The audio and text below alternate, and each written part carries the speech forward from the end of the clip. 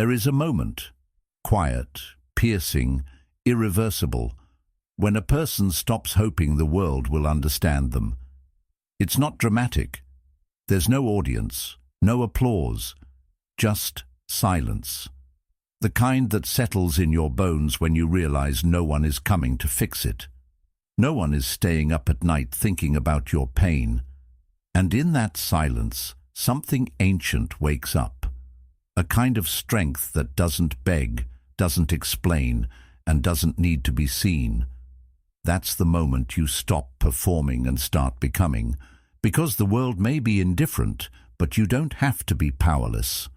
The Stoics understood this long before us. They believed power begins when expectations die, and in that death, your real life begins. If you're someone who's ready to stop chasing validation and start cultivating inner power, consider subscribing as a quiet vow to yourself, a step toward a life rooted in discipline, clarity, and self-respect. Because here, we don't chase the world's applause. We build what the world can't ignore.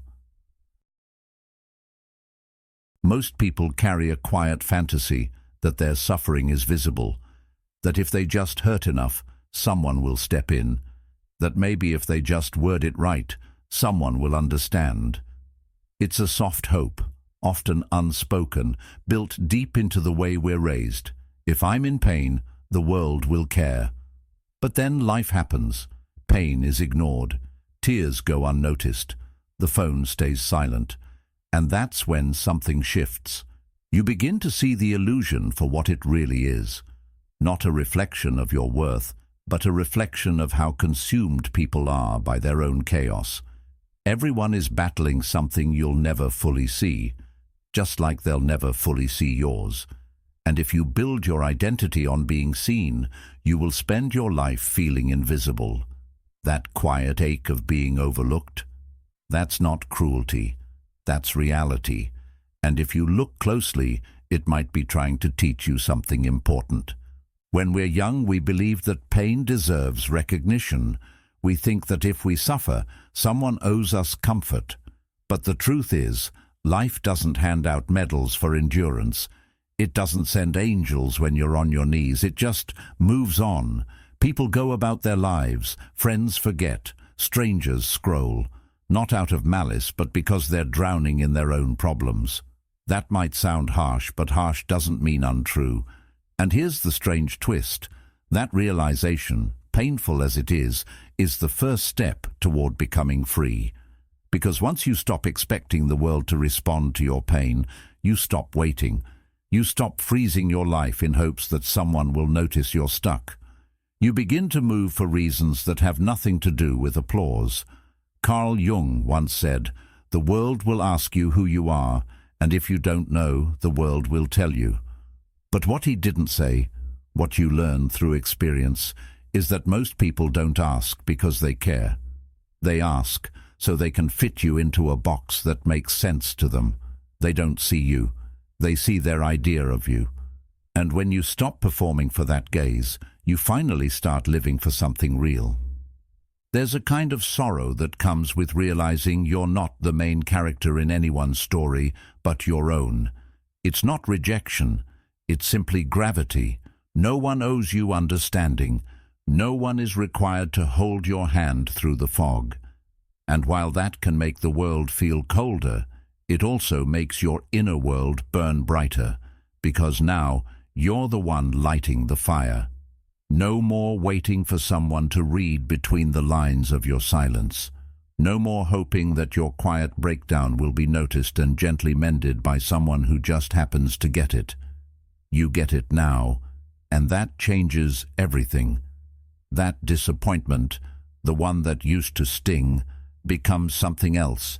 It becomes clarity, and clarity is the first real freedom. This is where the Stoics found their strength, not in being untouched by pain, but in refusing to outsource their healing. Marcus Aurelius reminded himself daily, "Do not waste what remains of your life in speculating about your neighbors." In other words, Stop hoping someone else will see your wounds and name your value. The more you focus on being seen, the less you see yourself. And ironically, the more invisible you become. You become noise in someone else's life, rather than signal in your own. But when you finally let go of the hope that others will witness your suffering and give it weight, that's when you begin to build something indestructible. Not because you're harder, but because you're clearer. You start noticing how much of your identity was shaped around being seen, around the belief that someone, somewhere, should care. And when they didn't, you took it personally. But here's the truth no one likes to admit. Just because people don't care doesn't mean you're unworthy. It just means they're human, flawed, overwhelmed, distracted, just like you. The game was never about being seen. It was about waking up to the fact that you were always watching. You've been the one living inside your mind this whole time. You've been the only witness to the full weight of your thoughts. That's not a curse. That's a gift. Because it means you are the one with the power to change your narrative. Not them, you. There's power in being unseen. There's clarity in walking without needing an audience. Epictetus said, "Don't explain your philosophy, embody it." And that's what happens when you stop hoping to be seen. You start becoming, not for attention, not for recognition, but because something inside you refuses to stay small. The pain that once felt unbearable becomes your blueprint. The silence that once haunted you becomes your teacher. The solitude that once scared you becomes your home. And when that shift happens, you no longer need to broadcast your wounds. You just carry them differently, not as a burden, but as proof that you kept going. So maybe being overlooked wasn't the tragedy you thought it was. Maybe it was the beginning, the slow, quiet death of illusion, and the birth of something real, something solid, something that no longer seeks validation because it's too busy building something permanent. You don't need to be seen to become something great. You need to see yourself clearly, honestly, without decoration. That's where everything changes. That's where your real life begins. When no one listens, something unexpected happens. You start listening to yourself. Not the surface voice, the one that echoes what others expect from you, but the quieter one underneath. The one you've ignored because it wasn't loud enough to compete with the noise of the world. But in the absence of applause, silence grows roots. You begin to hear your own thoughts more clearly, not as background noise, but as guidance. It's strange at first, uncomfortable even. You're used to checking your reflection in the eyes of others. But when those eyes turn away, you learn to see yourself from the inside. And that's when something shifts.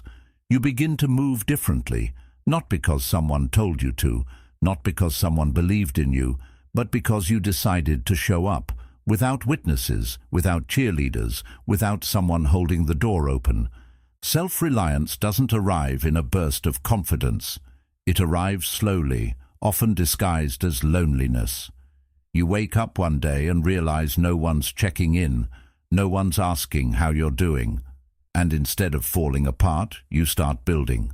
You begin taking yourself seriously, not because others do, but because you've grown tired of waiting. How many times have you paused your growth hoping someone would give you permission to continue? Hoping they'd say it's the right time, the right move, the right direction. But what if that permission never comes? What if no one ever says you're ready? Would you stay frozen forever? Or would you finally claim the authority that was always yours? That's where real power begins, not in being chosen, but in choosing yourself. The world teaches us to seek validation like it's oxygen, but the Stoics knew that peace isn't found in popularity, it's found in discipline. Epictetus said, "No person is free who is not master of themselves." Freedom doesn't come from being supported. It comes from knowing that even when you aren't, you will continue. That even when the room is empty, you'll do the work anyway. and not out of bitterness, but because the work matters, because you matter. When you understand that, showing up stops being a performance. It becomes an act of self-respect. And in that quiet, a new relationship forms, not with the world, but with your own mind. You begin to trust it more. You ask it what it needs. You listen to the fatigue in your body, the pull in your gut, the fire behind your chest. You stop outsourcing your intuition. You stop living reactively. Carl Jung once said, "Who looks outside dreams. Who looks inside awakes." That awakening doesn't feel like a dramatic breakthrough. It feels like subtle, consistent decisions that build a foundation under your feet. You start keeping your promises to yourself. You go for the walk. You write the words. You say no when something drains you. These aren't loud acts, but they build something no one can see from the outside. Trust. And trust in yourself is the currency of freedom. There's a quiet kind of strength that develops when you realize you are your own backup plan, when the silence doesn't scare you anymore, when you don't need to announce your every move or explain your every feeling, when you don't beg for someone to notice that you're trying, because you know the effort you're making, you know the storms you've walked through, you know what it took to still be here, choosing growth instead of collapse. That's not arrogance. That's integrity. You're no longer performing for the world. You're becoming for yourself. There will still be moments of doubt, moments when you wish someone would say, "I see you." But now you don't depend on it. You no longer fall apart in its absence. You carry yourself with the quiet awareness that you've earned your own respect. And that's rare. That's what makes people pause when you enter a room, not because you demanded attention, but because your energy says, "I don't need it." Seneca once wrote, "The greatest empire is to rule oneself." And ruling yourself doesn't look like perfection. It looks like consistency in the face of invisibility. It looks like doing what matters even when no one applauds. It looks like holding your standards high, even when no one is watching. When you build from that place, you're no longer dependent on external structure. You become the structure. You don't collapse when someone pulls away. You don't unravel when someone misunderstands you, because your foundation was never built on their understanding in the first place. It was built on clarity, on quiet decisions made in solitude, on the strength of waking up and moving forward again and again, because that's who you've chosen to become. And this is the most important part. Once you begin to rely on yourself in this way, you stop resenting others for not being who you needed. You release them. You stop waiting for them to return, to notice, to explain. You no longer tie your progress to their presence. You move regardless, not with coldness, but with grace. You become free, not because the pain is gone, but because it no longer defines the path. You carry it, but it doesn't carry you. That's what true self-reliance looks like. Not an absence of need, but a deep inner steadiness that says, even if no one sees me, even if no one comes, even if no one helps, I will keep going. Because this life is mine to live, and I will not wait for anyone to give me permission to become who I was always meant to be. We live in a world that rewards exposure. Every feeling must be shared, every wound displayed, every moment of struggle turned into something others can comment on. The more visibly broken you are, the more attention you receive. But not all attention is healing. Some of it is hollow. Some of it keeps you dependent on being seen as wounded to feel connected. And slowly, without realizing it, you begin to perform your pain. You start editing your suffering, packaging it for sympathy. You turn real emotions into content, thinking it will bring you closer to others. But it doesn't. It just makes your healing public property. What was once sacred becomes consumed. What was once your inner world becomes a storyline for others to follow and forget. There's a difference between honesty and emotional performance. One comes from depth, the other from habit. One is quiet, the other rehearsed, and most of us were never taught the difference. We confuse expression with healing. We think that just because we talk about it, we've worked through it. But sometimes, the more you speak of a wound, the more it stays alive. Not everything needs to be narrated. Some things need to be felt, endured, integrated, in silence. The Stoics weren't emotionless, they were composed. They believed in feeling deeply, but without letting those feelings control the trajectory of their lives. Marcus Aurelius, in his Meditations, wrote, "Be like the cliff against which the waves continually break, but it stands firm and tames the fury of the water around it." He didn't mean suppress emotion. He meant, don't let it become a performance. Let it become presence. We've become conditioned to believe that silence is weakness, that if we don't express every feeling, we're hiding. But some things are not meant to be shared. Some parts of your story are sacred precisely because they belong only to you. Keeping something private doesn't mean you're ashamed. It means you're protecting something precious. And that unnerves people, because silence can't be dissected. It can't be pitied or praised. It demands space. It creates mystery. And mystery, especially in a world addicted to access, feels threatening. Carl Jung spoke often of the shadow, the parts of ourselves we bury or project.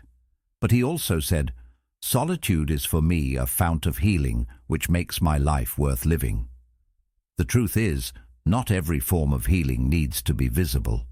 Some of the deepest transformations happen when no one is watching, when you're sitting with your thoughts, when you're choosing not to respond, not to prove, not to explain, when you let your emotions pass through without needing them to be seen, liked, or validated. That's not suppression. That's sovereignty. It's easy to mistake the loud for the strong, but strength isn't always loud. Sometimes it's quiet and still and completely uninterested in being understood. You don't have to prove your growth. You don't have to narrate your healing in real time. You can keep it to yourself and let the results speak later. And that patience, that refusal to perform, is what gives you power, because it means your peace isn't up for public negotiation. There's a kind of beauty in becoming unexplainable, in being someone who no longer shares every emotional bruise just to receive softness in return. You learn that not everyone deserves access to your struggle, not because you're hiding, but because you've stopped offering your pain as a way to earn connection. When you stop broadcasting your wounds, you stop attracting people who are only there to observe the damage, and slowly you begin attracting people who respect what you've built in silence. Seneca said, "No man is more unhappy than he who never faces adversity, for he is not permitted to prove himself. But once you've faced adversity and grown from it, you don't need to display the scars to justify your strength. You don't need to keep reopening wounds to remind others of what you've endured. You've proven it to yourself. That's enough. The moment you realize your emotions are not a currency for attention, you stop spending them so carelessly. You start guarding your inner life like something rare, because it is. And in that guarding, you find clarity. You start to realize how much energy was spent explaining what didn't need to be explained. You feel how much power was lost in asking to be understood by people who didn't have the depth to understand themselves. You watch how the crowd celebrates vulnerability, but forgets to mention that real vulnerability isn't exposure. It's discernment. It's knowing when to speak and when to remain silent. It's choosing who gets to see the real you and who only gets the surface. You don't need the world to validate your emotions for them to matter. You don't need to turn your pain into art just to justify why it hurts. You can hold that pain quietly. You can heal without display. You can grieve without an audience. And when you do, something incredible happens. You stop fearing the silence. You begin to feel at home inside it, because it no longer feels like abandonment. It feels like return, a return to yourself, a return to what's real. There's nothing wrong with expressing emotion, but when expression becomes a performance, it robs you of your power. Sovereignty begins the moment you choose presence over performance. The moment you stop explaining yourself to feel safe. The moment you realize your peace isn't fragile, it's forged in solitude. And when others can no longer predict you through your emotional patterns, they start to respect the depth they can't access. Not because you became colder, but because you became wiser. You don't owe anyone a front row seat to your healing, and you don't need to bleed in public to prove you're human. Some things are meant to be held close. Some truths are meant to be whispered only to yourself. That's not hiding. That's maturity. And in a world that glorifies noise, that kind of quiet becomes its own form of rebellion, its own form of freedom. Rejection feels personal because it touches something primal in us, the need to belong, to be seen, to be accepted as we are. But often, what feels like rejection is actually redirection. You weren't dismissed because you lacked value. You were pushed aside because your depth couldn't be digested by shallow eyes. Your silence was mistaken for absence, your self-containment for coldness. You were misunderstood not because you failed to express, but because you carry a frequency most people aren't tuned to. That doesn't make you wrong, it makes you rare. The world, for the most part, doesn't recognize nuance. It celebrates what's easy to label, easy to consume, easy to predict. So when you don't fit into those neat boxes, you become inconvenient. And in a world rushing to categorize, inconvenience is often discarded before it's explored. It's easy to internalize that as a flaw. To think, if I were louder, if I smiled more, if I softened my edges, maybe I'd be accepted. But that's the trap. The belief that your value lies in being legible to others. You weren't made to shrink into their comprehension. Carl Jung wrote, "The privilege of a lifetime is to become who you truly are. Not who others can easily understand, not who fits the mold, but who you are when no one is watching and you've stopped trying to be approved." That kind of authenticity often comes at the cost of comfort. It invites misunderstanding. It requires solitude. But it also creates space for a deeper kind of transformation, one that isn't driven by applause, but by alignment. There comes a point when you stop interpreting rejection as loss and begin to see it as clarity. Every person who overlooks you, every space that doesn't welcome you, every silence that follows your presence, it all reveals something. Not about your worth, but about where your energy doesn't belong. That insight is priceless. It saves you years of self-doubt. It teaches you to invest where you're valued, not just tolerated. And once you learn that, you stop chasing explanations. You stop wondering why someone didn't choose you. You realize that not being chosen was the blessing, because it gave you back to yourself. There's a quiet revolution that begins when you stop trying to be understood. You begin to redirect all the energy you used to spend on being seen into actually building something. Something that doesn't need to be explained. Something that stands on its own. A body of work, a lifestyle, a discipline.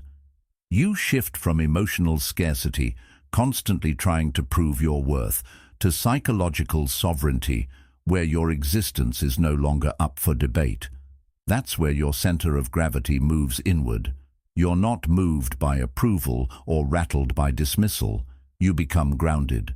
And grounded people are magnetic, not because they seek attention, but because they carry something stable in a world that spins too fast. People will still misread you. They'll create stories to make sense of your quiet, your ambition, your boundaries. Let them. You're not responsible for correcting every false narrative. Marcus Aurelius said, "The opinion of 10,000 men is of no value if none of them know anything about the subject." You are the subject. And most people don't know you. Not really. They see glimpses, fragments. They project, assume, simplify. And while that used to bother you, now you see it for what it is, noise. The moment you let go of the need to correct the noise, your focus sharpens. You get more done. You sleep deeper. You move cleaner. Because now your life is no longer built around being perceived correctly. It's built around being lived truthfully. There's immense peace in that. You stop wasting energy explaining your process, your priorities, your silence. You don't justify why you've gone quiet. You don't explain why you walked away. You don't decode your boundaries. You just live them, not as a defense, but as a natural extension of self-respect. You become someone who moves with conviction, not commentary. And over time, that creates distance, not between you and others, but between you and the noise that once clouded your mind. Rejection becomes revelation when you realize it didn't shrink you. It sculpted you. It showed you where not to go, who not to become, what not to settle for. Every door that closed clarified the direction. Every silence refined your voice. Every betrayal deepened your discernment. What once felt like exile now feels like space. Space to build, space to breathe, space to finally become, not someone acceptable, but someone undeniable. And this shift, this movement from wanting to be seen to choosing to become, it changes everything. You stop speaking to be heard and start speaking to build. You stop walking into rooms to prove your worth and start walking into rooms already knowing it. You stop asking if you're too much, too quiet, too intense, and start asking if the space is too small for your truth. You stop apologizing for your depth and start protecting it. That's not arrogance, that's arrival. So, if you've been overlooked, let it be your initiation. If you've been misunderstood, let it be your turning point. You're not here to explain yourself into someone's comfort. You're here to become someone whose presence rewrites the room. And that begins when you finally understand. Rejection isn't the end of your worth. It's the beginning of your clarity. People talk about loneliness as if it's something to escape from, as if the absence of others means the absence of worth. But solitude, when chosen with intention, is not isolation, it's transformation. It doesn't shrink you. It burns away everything that doesn't belong. At first, it feels like silence, a heavy, echoing silence where the noise of the world fades and only your own thoughts remain. But slowly, that silence sharpens. It becomes a mirror that doesn't lie. And what you see there in the absence of distraction is not your weakness, it's your foundation. Solitude doesn't destroy you. It reveals what was always there underneath the noise. The craving for approval, the impulse to please, the subtle performances you didn't even know you were giving. Those things begin to melt away in the furnace of being alone.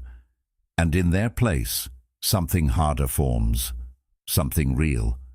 It's in that stillness that you begin to meet yourself honestly, not the version of you curated for others, not the identity shaped by expectation or obligation, but the raw material of your mind, your values, your fears. And for many people, that's exactly why solitude is so terrifying. Because when there's no one left to impress, no one left to chase, you're finally left with the truth. No performance, no edits, just you. And while that might feel like loss at first, it's actually the beginning of freedom. Epictetus wrote, "It's not things that disturb us, but our judgment of them." In solitude, those judgments become visible. You start to realize how many of your thoughts aren't yours, how many of your fears came from someone else's voice, how much of your identity was built on avoiding rejection rather than seeking truth. This is where the internal alchemy begins. The discomfort doesn't disappear, but it transforms. What once felt like loneliness starts to feel like privacy. What once felt like exile begins to feel like clarity. You start hearing your own voice louder than the world's opinions, and that voice, uncensored, unpolished, unafraid, teaches you how to live. You begin to understand that peace isn't found in a full calendar or a full room. Peace is found in presence, in being able to sit with yourself and not flinch, to feel the weight of your own mind and not run from it. That's not detachment, that's mastery. Carl Jung said, "The man who looks outside dreams, the man who looks inside awakens. Solitude is what forces you to look inward, to awaken. And with that awakening comes a kind of responsibility. You can no longer blame the noise for your confusion. You can't blame others for your stagnation. It's just you now. And that's where the power begins. Because the moment you stop externalizing your life, you reclaim the ability to direct it. You're no longer waiting for someone to come save you, validate you, or guide you. You start building your compass from the inside out. And that compass points to something sturdier than attention. It points to integrity. Most people avoid solitude because they don't like what they feel when everything else is stripped away. But that discomfort is exactly what makes the process necessary. You don't become strong by avoiding yourself. You become strong by confronting what's unhealed, unclear, and uncertain, and doing so without an audience. That's the difference between solitude and isolation. Isolation is running away. Solitude is running deeper. And in that deeper place, your resilience is formed. Quietly, consistently, without applause. You begin to make decisions differently, not from a place of, will this be accepted, but from a place of, does this align? You start trusting your instincts more because you've spent time with them. You've listened long enough to separate intuition from insecurity. And that's a level of self-knowledge that can't be taught. It has to be earned. Through silence, through space, through the kind of mental stillness that teaches you how to carry your own weight. That kind of clarity doesn't shout. It doesn't announce itself. But others feel it. In the way you speak, in the way you move, in the way you don't chase what used to pull you apart. Solitude makes your boundaries sharper. You stop saying yes just to avoid disappointing someone. You stop engaging in conversations that drain your spirit. You learn that no is not unkind, it's honest. And honesty, when cultivated in solitude, becomes a way of living. You don't need to prove anything anymore. You don't need to justify your distance or explain your focus. You simply live it. Because you've done the work in silence, and now your energy speaks for itself. Seneca once wrote, "We suffer more in imagination than in reality." Solitude helps you see the difference. It pulls you out of imagined disasters, false narratives, and inherited fears. It plants you in what's real, and in that soil, something unshakable grows, a sense of self that doesn't shift with trends, a direction that doesn't wobble when misunderstood, a strength that isn't loud, but lasting. When you return to the world after time alone, you come back different. Not distant, but deliberate. Not bitter, but boundaried. You don't speak to be heard. You speak because your words come from stillness, not from noise. You're not easily swayed, not easily shaken, because you know the ground you stand on. You built it yourself, one quiet moment at a time.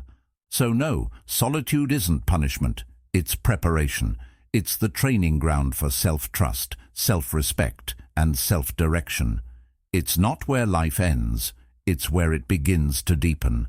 And the person who has learned to walk through their own mind, alone and awake, becomes someone the world can't easily move, because they don't belong to the noise anymore. They belong to themselves. There comes a quiet turning point in every life, where the version of you that once felt essential begins to fall apart. Not with a dramatic crash, but with a slow, undeniable erosion. The old self, the one who needed approval, who bent to fit into spaces too small, who rehearsed words just to be liked, that self begins to feel heavy, outdated, false. You try to carry it a little longer, out of habit, out of fear, maybe even out of guilt. But it drags, it stiffens, and eventually it begins to rot. That's not failure, that's evolution. When something dies within you, it isn't always a loss. Sometimes it's the first breath of something deeper, the start of a more honest existence. At first, it's disorienting. You don't feel quite like yourself anymore, but you also can't go back. The mask doesn't fit. The old patterns feel exhausting. You say less, but what you say carries more weight. You stop explaining, not because you have nothing to say, but because you no longer feel the need to be understood by everyone. The chase for approval fades, and in its place, something steady begins to grow. You move with more intent. You don't fill silence out of nervousness. You don't perform your personality to make people more comfortable. You simply stand, like a mountain, still, watchful, unmoved. It's strange how people respond when this shift happens. Some distance themselves, others question what changed. They'll say you seem colder, more distant, less fun. What they're really sensing is that you've stopped making yourself available for emotional labor you never consented to in the first place. You've withdrawn from the game of constant reassurance, of being overly palatable. You're no longer addicted to being liked, and that absence makes people uncomfortable, because now they can no longer predict you, and unpredictability in someone who once conformed feels threatening to those still clinging to old versions of who you were. But here's what they don't see. That version of you needed to go. It needed to fall away so you could finally move freely, so you could stop editing your truth to fit someone else's narrative. Carl Jung once wrote, "We cannot change anything unless we accept it. Condemnation does not liberate, it oppresses. You didn't kill your old self out of hatred. You outgrew it out of truth. You stopped condemning your need for space, your desire for solitude, your craving for a simpler, quieter strength. And in that acceptance, the old self was released, not as a punishment, but as a rite of passage. You don't need to explain this process to others. The people who truly understand won't ask. And those who don't were never meant to walk with this next version of you anyway. You start to notice who respects your silence and who only knew you for your noise. You realize who valued your essence and who only loved your accessibility. That clarity is painful but necessary. It separates the seasonal from the lifelong. It refines your circle.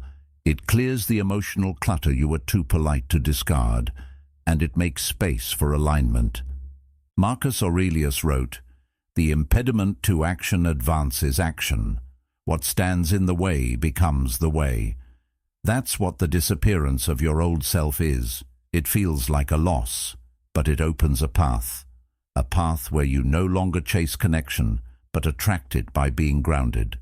A path where you don't need to be known by many to feel known within yourself. You don't seek mirrors in others anymore. You've found your own reflection, and it's enough. There's something sacred about becoming someone who no longer needs to announce their change. You don't post about it. You don't campaign for recognition. You just live differently, and the difference becomes impossible to ignore. People feel it in your energy, your decisions, your detachment from petty dramas. They sense a calmness in you that can't be faked, because it came at a cost. It was earned in the quiet dismantling of your former self. In the nights you doubted everything and still chose to continue. In the moments where you wanted to explain, but chose instead to evolve. You're no longer triggered by the same things. You're no longer drawn to the same conversations. You no longer feel the pull to be constantly available. And at first, that feels like loneliness. but then it becomes something else. Freedom, because you realize you were never really connected to those people, those places, or those roles. You were connected to who you had to become in order to stay there. And now that person is gone. Seneca said, "Every new beginning comes from some other beginning's end." This isn't just a shift in mindset, it's a rebirth. And like all rebirths, it's quiet at first, underrated, uncelebrated, but incredibly real. And with time, it becomes undeniable, not because you announce it, but because you embody it. You become someone who moves with quiet authority, who doesn't need to explain their values because they live them. Someone whose absence speaks just as loudly as their presence used to. Not out of pride, but out of peace. The old self was necessary. It got you here. It learned the hard lessons, absorbed the wounds, fought for belonging. But its time is over. You don't owe it anything except gratitude and release. And now, in its place, you stand clearer, stronger, unapologetically you. No longer looking back for validation, no longer reaching forward in desperation, but grounded, here, now, whole.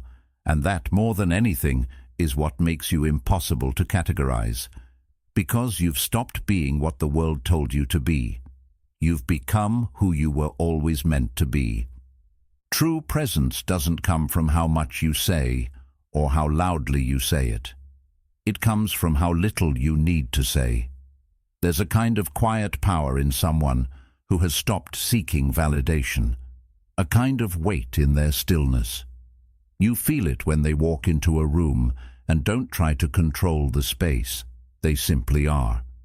They don't need to announce their presence because their energy carries it for them. They don't push to be noticed, yet they're the one people watch. It's not arrogance, it's not performance.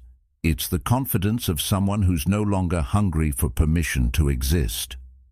In a world obsessed with appearances, that kind of restraint is rare. And because it's rare, it's magnetic. You begin to realize that real strength is quiet, not hidden, but uninterested in performance. It's the product of someone who has met their fear and sat with it. Someone who has walked through pain without turning it into a show. Someone who doesn't need to posture or puff up because they're not operating from a place of insecurity. They've already faced the abyss and came back without needing to prove anything to anyone. Carl Jung once said, "A man who has not passed through the inferno of his passions has never overcome them." When you've done that kind of internal work, it changes how you move, it changes how you speak, or how often you choose not to. Because now, silence becomes a statement. You stop reacting to every opinion. You stop defending your every move. You let go of the compulsion to clarify yourself to those committed to misunderstanding you, not out of apathy, but out of alignment. You understand now that if someone doesn't feel your value, no amount of words will make them see it. And if someone does feel your value, you won't have to convince them. So you conserve your energy. You speak only when it matters. And when you do speak, people listen. Not because you're louder, but because you're selective. Your words weren't scattered. They were earned. They weren't about being heard. They were about expressing something real, something rooted. There's a power in that detachment. Not the cold kind that pushes people away, but the self-contained kind that doesn't cling to outcomes. When you no longer rely on people to affirm your worth, you free them from the responsibility of carrying your identity, and you free yourself from the constant tug of needing to be liked, validated, or praised. That freedom makes you light, but it also makes you heavy in the eyes of others, because now your self-possession is something they can feel, and it unsettles people who are still measuring themselves through the eyes of others. Because when they meet someone who doesn't need the crowd, they're forced to face the fact that they might still be living for it. Marcus Aurelius wrote, "Waste no more time arguing about what a good person should be. Be one that's the essence of commanding without words. You don't try to be impressive. You just embody what you value. And the irony is, when you stop trying to be impressive, you often become unforgettable. Not because you shouted, but because your silence had depth, because your stillness had direction, because you weren't trying to win the room. You were rooted in something deeper than performance. People mistake detachment for disinterest, but true detachment is the highest form of clarity. It means you can engage without being absorbed. You can be present without being performative. You can care without clinging. And that clarity speaks louder than charisma. Because when someone can't be shaken by judgment, can't be baited into overreacting, can't be swayed by flattery or criticism, they start to feel like an immovable force. And we don't just respect forces, we adjust ourselves around them. This is what sets apart the grounded from the attention-hungry. The grounded don't compete for the spotlight because they carry their own light. They're not chasing the next compliment or performance-based connection. They're building something quiet but lasting, something that doesn't crumble when the room goes silent, something that doesn't shift with public opinion. And people notice. They always do. Because in a culture that rewards the loud, the steady become mysterious. The ones who don't need to prove themselves start to feel like they've already proven something far more important: self-mastery. There's no need to chase recognition when you move with intention. No need to explain your pace when you trust your timing. The less you say, the more room others have to feel what you are. And when your presence is built on depth, not performance, it leaves an imprint. Not because it was loud, but because it was grounded. Epictetus said, "First say to yourself what you would be, and then do what you have to do." Quiet power is built on that principle. You decide who you are, and then you live it. Not for applause, but for alignment. So if you've ever wondered why certain people command attention without asking for it, this is why. They don't chase it. They don't ask for it. They simply move in alignment with who they are. And that kind of presence, grounded in inner stillness, always speaks louder than noise. It doesn't need to shout. It just is. There's a strange kind of freedom that arrives the moment you stop needing care. Not because you've become bitter or numb, but because you've finally outgrown the illusion that your strength should depend on how others treat you. It's the point where a subtle but permanent shift happens inside. The world no longer has the same power to shake you. Its silence doesn't unsettle you. Its applause doesn't seduce you. You begin to move from a different place, from a center that doesn't ask for permission, doesn't beg to be seen, and doesn't fall apart when it's ignored. That's the paradox. You only gain real power when you stop needing to be rescued, not from pain, but from the discomfort of being alone in your truth. For a long time, we're taught to believe that care from others equals safety, that we must be heard to feel real, understood to feel valid, held to feel whole. But there's a deeper truth underneath all of that. The truth that power isn't something given to you by attention, love, or recognition. It's something built in silence, brick by brick, with the choices you make when no one's watching. That's why once you stop craving the emotional resources of others, something remarkable happens. You start becoming your own source. And when you do, you realize you were never powerless.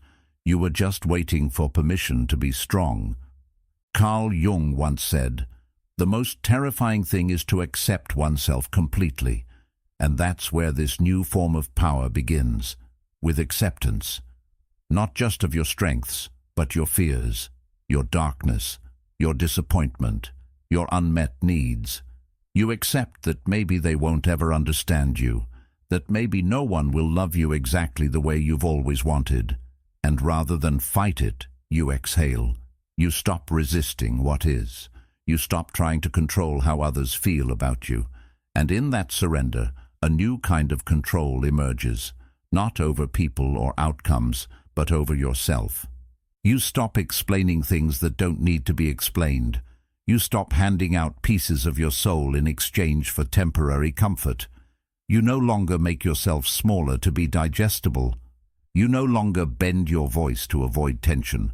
You simply stand in your life, unfolded, unedited, and let the chips fall where they may. Some people will fall away, some will come closer, but none of that changes who you are, because now you are the one who defines your worth. You've stopped outsourcing it. You've stopped chasing love as proof of existence, and because of that, you're no longer fragile. You're rooted. It doesn't mean you stop feeling. It doesn't mean you wall yourself off or walk through life untouched. It means you stop expecting external care to fix what only internal clarity can. You stop making your healing a group project. You understand now that peace is built alone, and it's maintained by protecting that solitude, not by constantly inviting others into it to validate your progress. You no longer need to be mirrored in someone else's eyes to know you're whole. The mirror is now internal, and it doesn't distort. You also stop fearing disconnection, because the deepest connection, the one with yourself, has already been established. That's what makes you strong, not cold, not distant, but self-contained. People can come and go. You can love and be loved, but your foundation doesn't shake with their presence or their withdrawal. That's not detachment from life. It's engagement on your own terms. And that's what true autonomy looks like.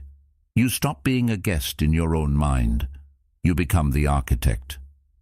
Marcus Aurelius once wrote, "You have power over your mind, not outside events." Realize this, and you will find strength. When your attention is no longer hooked by who notices you, who cares, who claps, or who stays, you redirect that energy inward, not in isolation, but in intention. You start asking different questions, not "why did they treat me that way?" but "what can I build with what's left?" You start turning your pain into discipline, your silence into strategy, your disappointments into design, because you're not stuck anymore. You're not frozen waiting for the next wave of validation to carry you forward. You've become the current. This kind of power, this grounded, quiet, untouchable strength, it's not something that's handed to you by good fortune or the right people. It's forged in the moment you stop needing others to meet you, and instead meet yourself where you are. And from that meeting place, something more honest rises. A self that's no longer edited to please. A direction that's no longer influenced by fear of being misunderstood. A life that's finally yours, not borrowed from others' expectations, but owned. You become someone who moves with clarity, not desperation.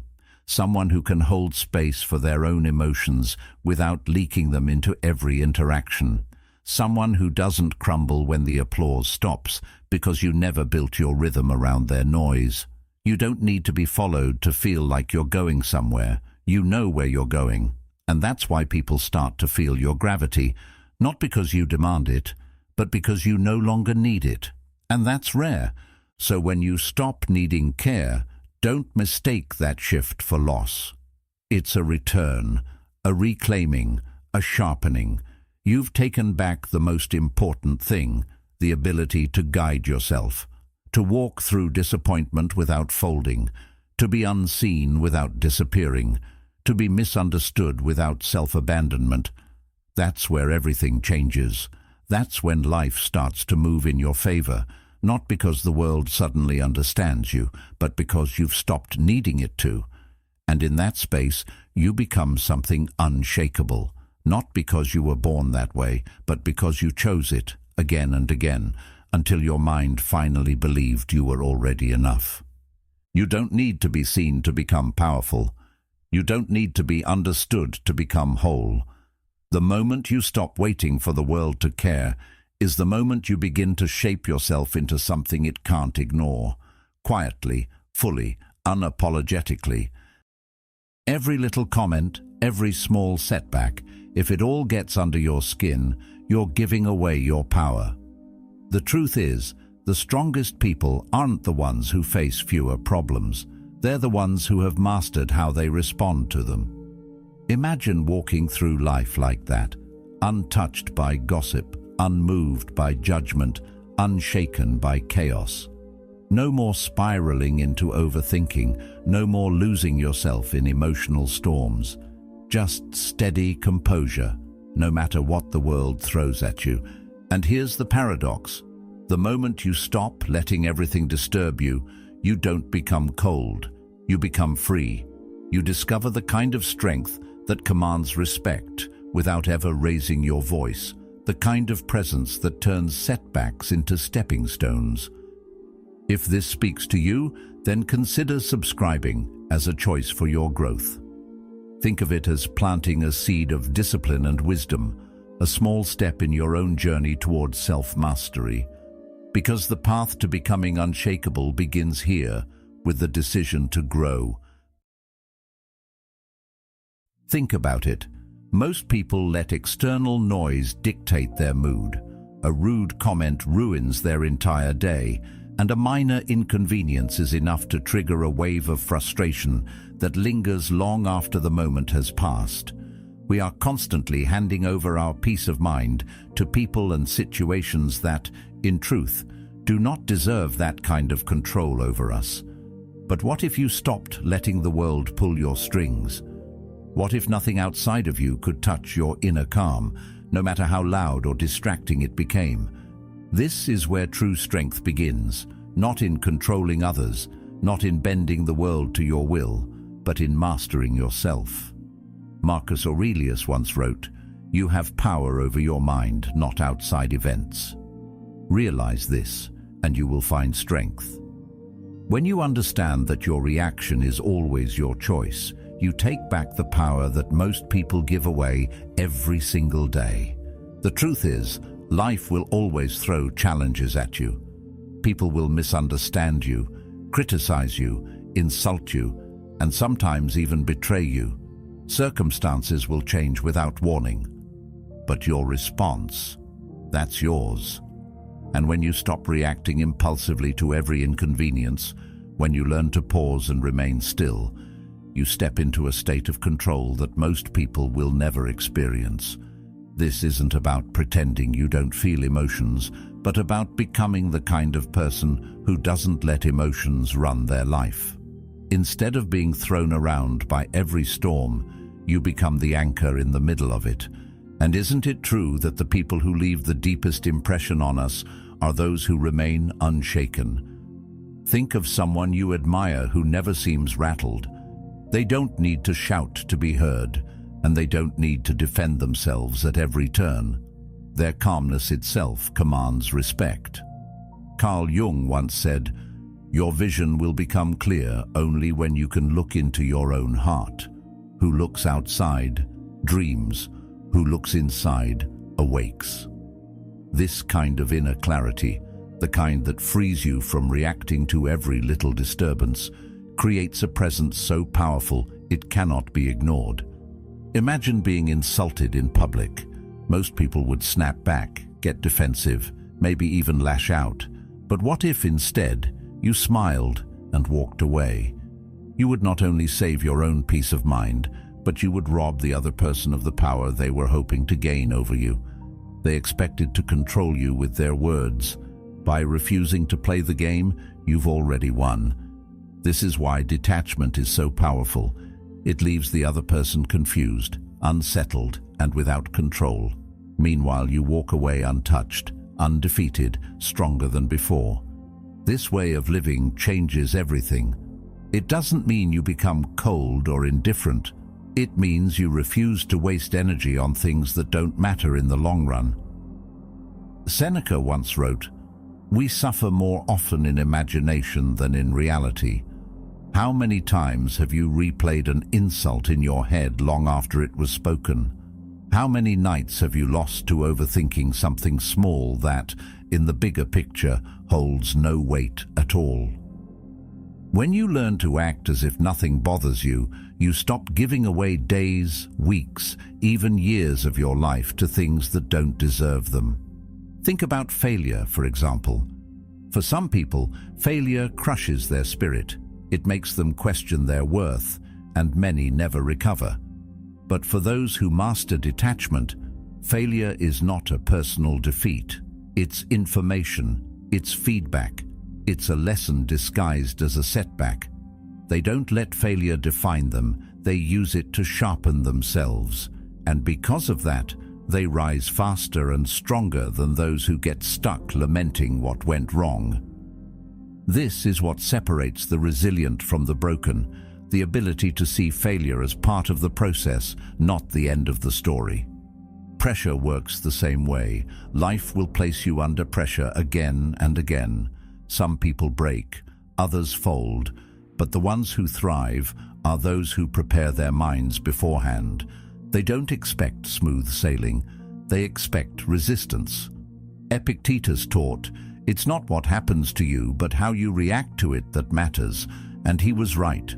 Pressure exposes people. It shows who has trained their mind and who hasn't.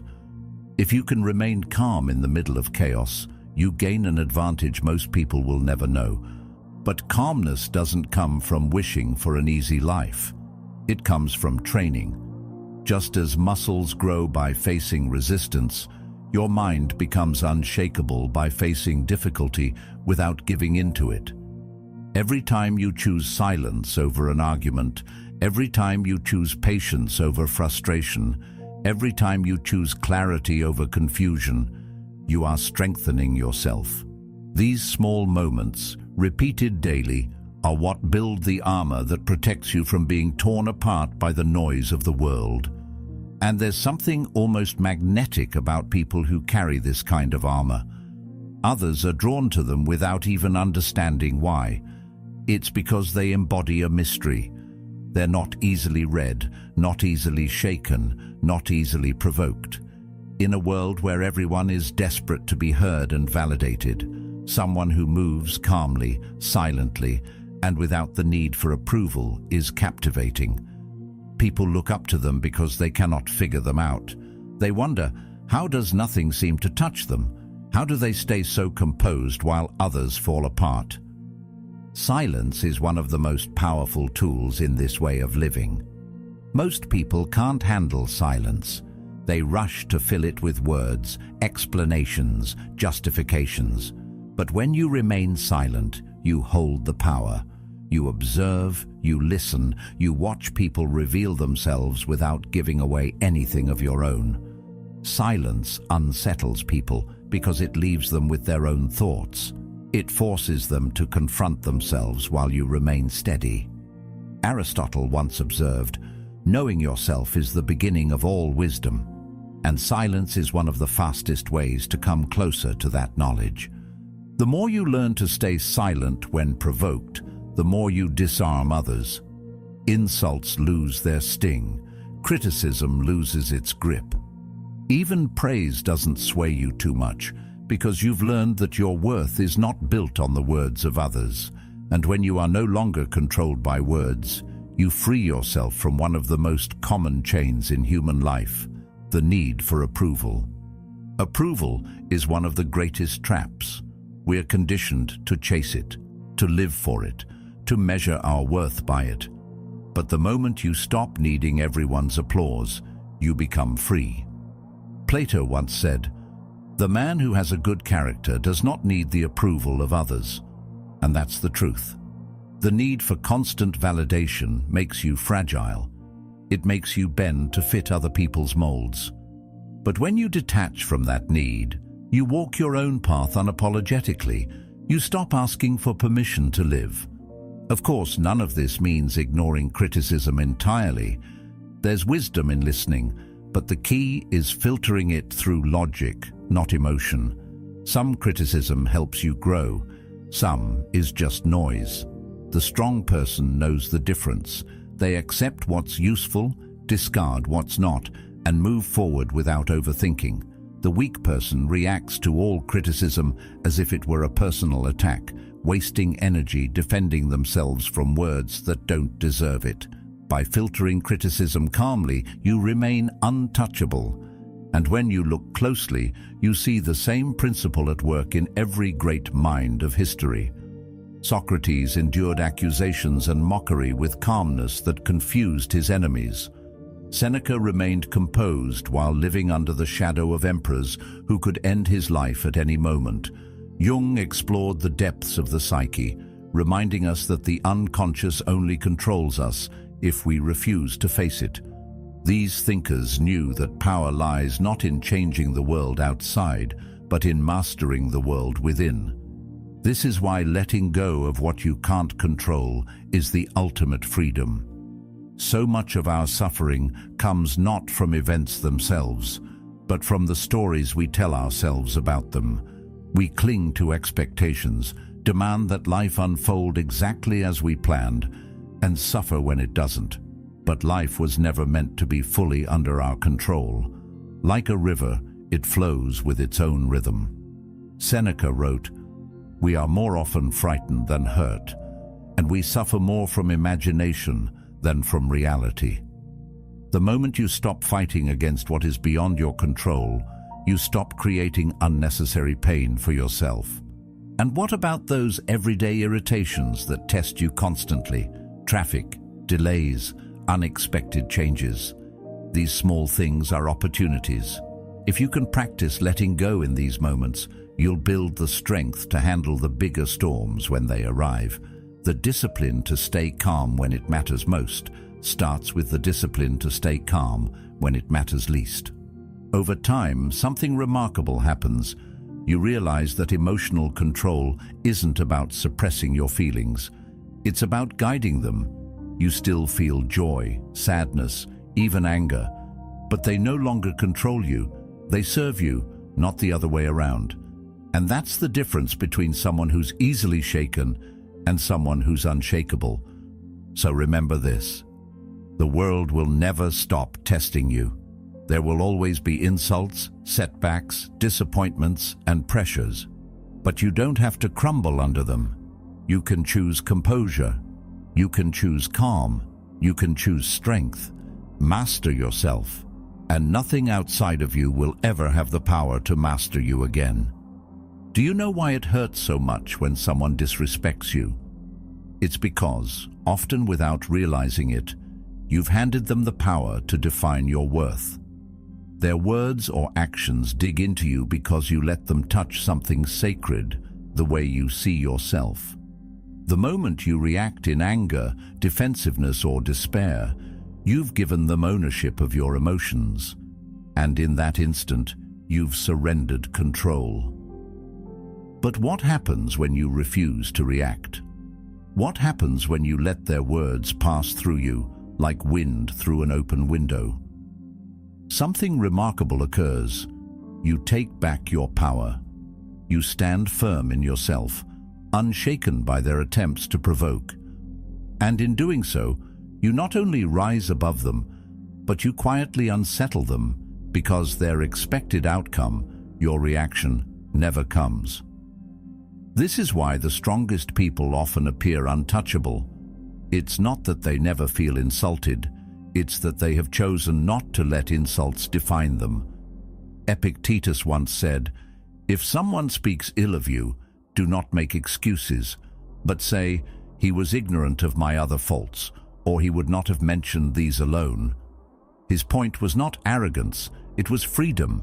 When you no longer cling to the opinions of others, their criticism loses its sting. What would it look like for you to live this way, to hear someone's disrespect and smile quietly, knowing that your worth has never been in their hands? That is strength in its purest form. When you live like this, you stop being reactive and start being intentional. You no longer move because someone pushed your buttons. You move because you chose to. That difference is everything. Carl Jung once observed, "Everything that irritates us about others can lead us to an understanding of ourselves." The moment you catch yourself burning with anger at someone's words, it becomes an opportunity to look inward rather than lash outward. What part of you gave them that access? What wound did they touch?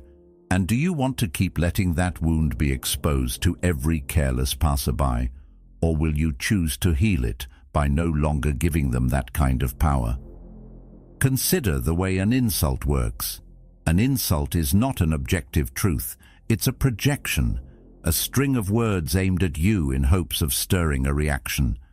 If you accept it, if you let it pierce you, it becomes real. If you reject it, not with anger, but with calm indifference, it dissolves into nothing. It only had life if you gave it life. This is why remaining composed is so unsettling to those who attack you. They expected to feed on your energy. Without your response, they are left empty-handed, frustrated, and weakened. You, on the other hand, walk away with your dignity untouched. Seneca taught that a man who suffers before it is necessary suffers more than is necessary. Most of the pain from disrespect does not come from the moment itself. It comes from the endless replay in your mind afterward. You think about what you should have said, how you should have responded, why it stung so badly. Hours pass, sometimes days, and in doing so, you give that person free rent in your head. But when you choose not to react, when you refuse to dwell on their words, you cut off their power not only in the moment, but in the days that follow. You free yourself from the invisible chains of overthinking. But let's be honest, remaining calm when insulted is not easy. It goes against instinct.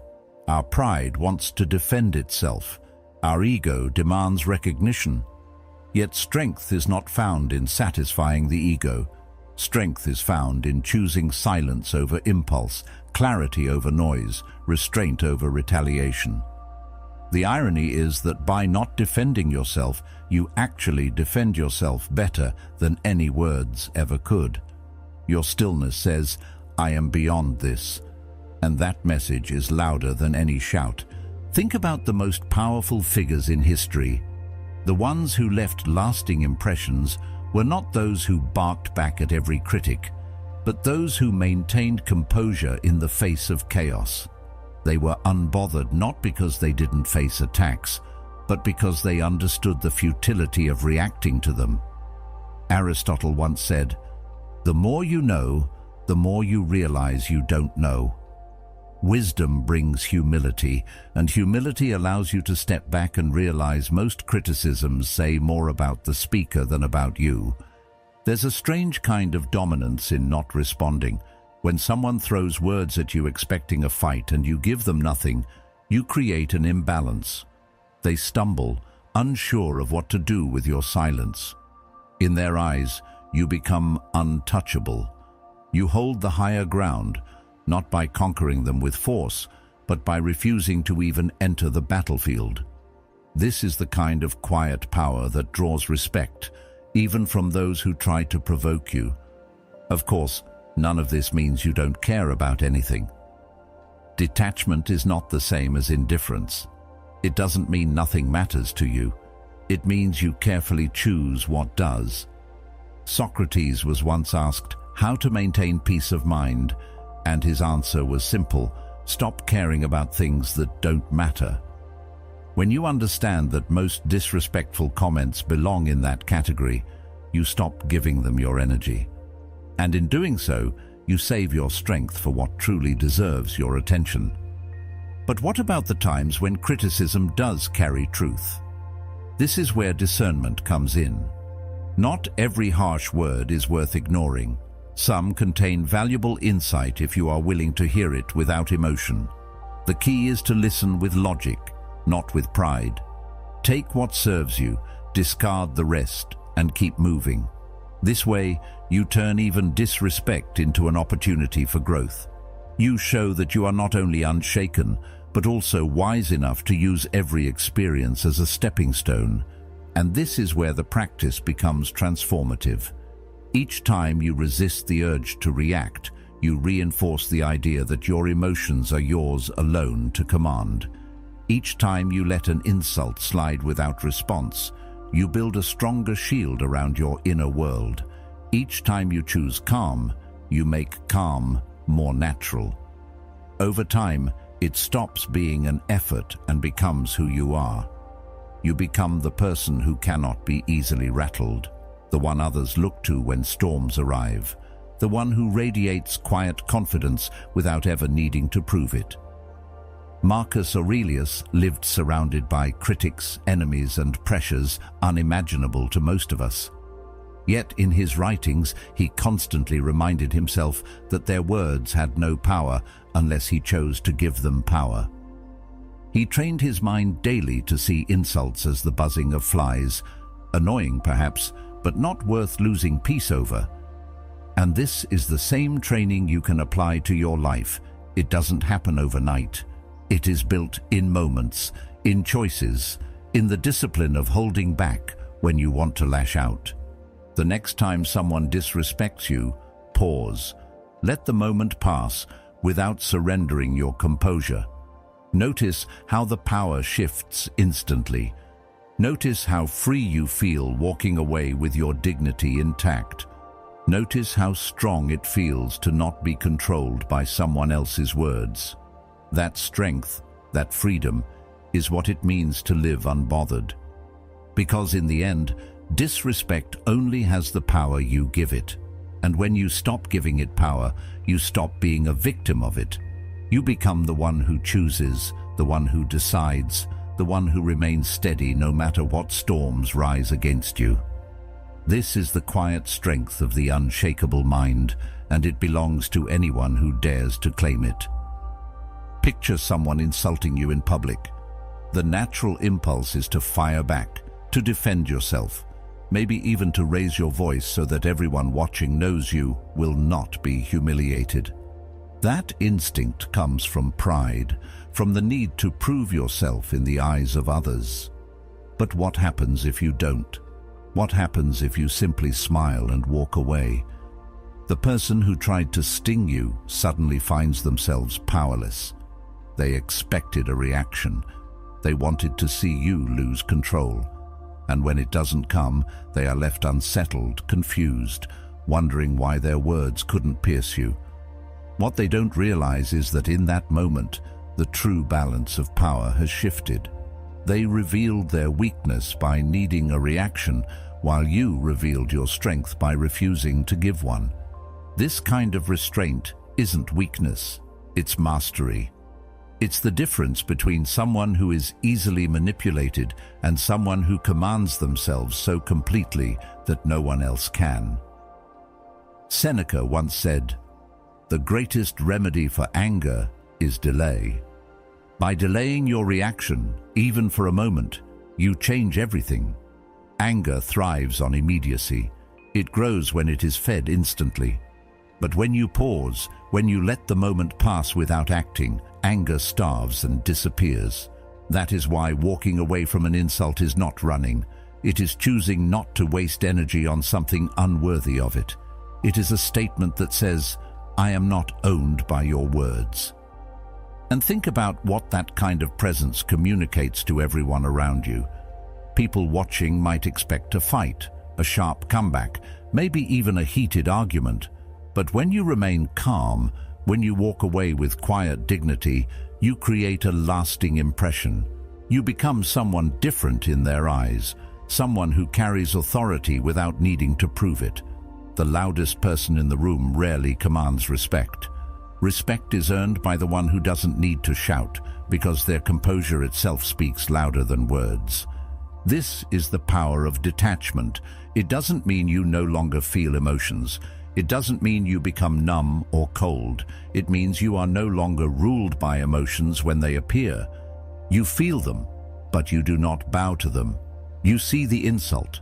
You feel the initial sting, and then you choose not to let it grow into something larger. You choose peace over conflict, control over chaos. In that choice lies freedom. But freedom is rare, isn't it? Most people spend their lives chained to the opinions of others. A stranger's insult, a colleague's criticism, a friend's careless comment. It all becomes heavy baggage they carry long after the words are spoken. They replay it in their minds, letting it tear at their confidence, letting it disturb their sleep. And yet, if you step back, you see how strange it is to give so much power to someone who likely doesn't even think twice about what they said. The moment you walk away without taking their insult with you, you drop that weight. You remain light, untethered, unbothered. This doesn't only protect you in the moment, it builds a reputation over time. When people realize you cannot be easily provoked, they begin to treat you differently. They might test you once, maybe twice, but eventually they learn that their words cannot control you. And because of that, they respect you more. Not in the shallow sense of admiration, but in the deeper sense that comes from knowing they are dealing with someone who stands firm within themselves. Aristotle once said, "The self-controlled person is free." This freedom is not about escaping challenges, it's about escaping the prison of constant reaction. Of course, there will always be those who misinterpret calmness as weakness. They may think that because you don't fight back, you lack strength. But this is where wisdom separates you from the crowd.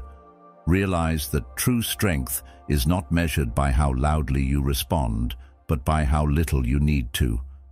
A fire that burns quietly lasts longer than one that flares up and dies quickly. In your silence, in your calmness, there is a depth of power that cannot be faked. Those who mock calmness often do so because they lack it themselves. Think also about the gift this gives you in daily life. How many conflicts, arguments, and regrets are born from words spoken too quickly, from reactions that only escalate the problem? How many relationships are damaged because pride demanded a response? By choosing to walk away, by smiling and letting silence speak, you protect not only your own peace, but also the peace of the moment. You create space for clarity, for perspective, for wisdom to guide you instead of impulse. This practice, repeated over and over, builds resilience. Each time you resist the urge to react, you strengthen your ability to stay calm under greater pressure. What starts with walking away from an insult grows into the ability to remain steady during serious conflicts, setbacks, and crises. The small moments train you for the larger ones. Just as a warrior sharpens their blade on small stones before battle, you sharpen your mind in everyday encounters so that when life truly tests you, you are ready. And here's the deeper truth. Walking away is not just about denying someone else power, it's about affirming your own. When you refuse to give your energy to petty attacks, you show that your focus is reserved for higher things. Plato once said, "Wise men speak because they have something to say, fools because they have to say something." The same is true for actions. When you walk away, it is because you know your actions are better spent elsewhere. You are not controlled by the smallness of another person's attempt to provoke. You are moved only by what aligns with your values and your vision. Over time, this way of living transforms you. You become known as someone who cannot be easily rattled, someone whose presence is steady even when the air is tense. And this reputation, though subtle, is powerful. People begin to trust you more. They come to you in difficult moments, knowing that you won't panic or lose control. You become a source of calm in a world addicted to noise. And that is one of the rarest, most valuable qualities a person can have. Marcus Aurelius once wrote, "The best revenge is not to be like your enemy. When insulted, the easiest thing is to mirror the behavior, anger for anger, insult for insult. But by doing that, you become what you despise." Walking away, on the other hand, keeps you free from that trap.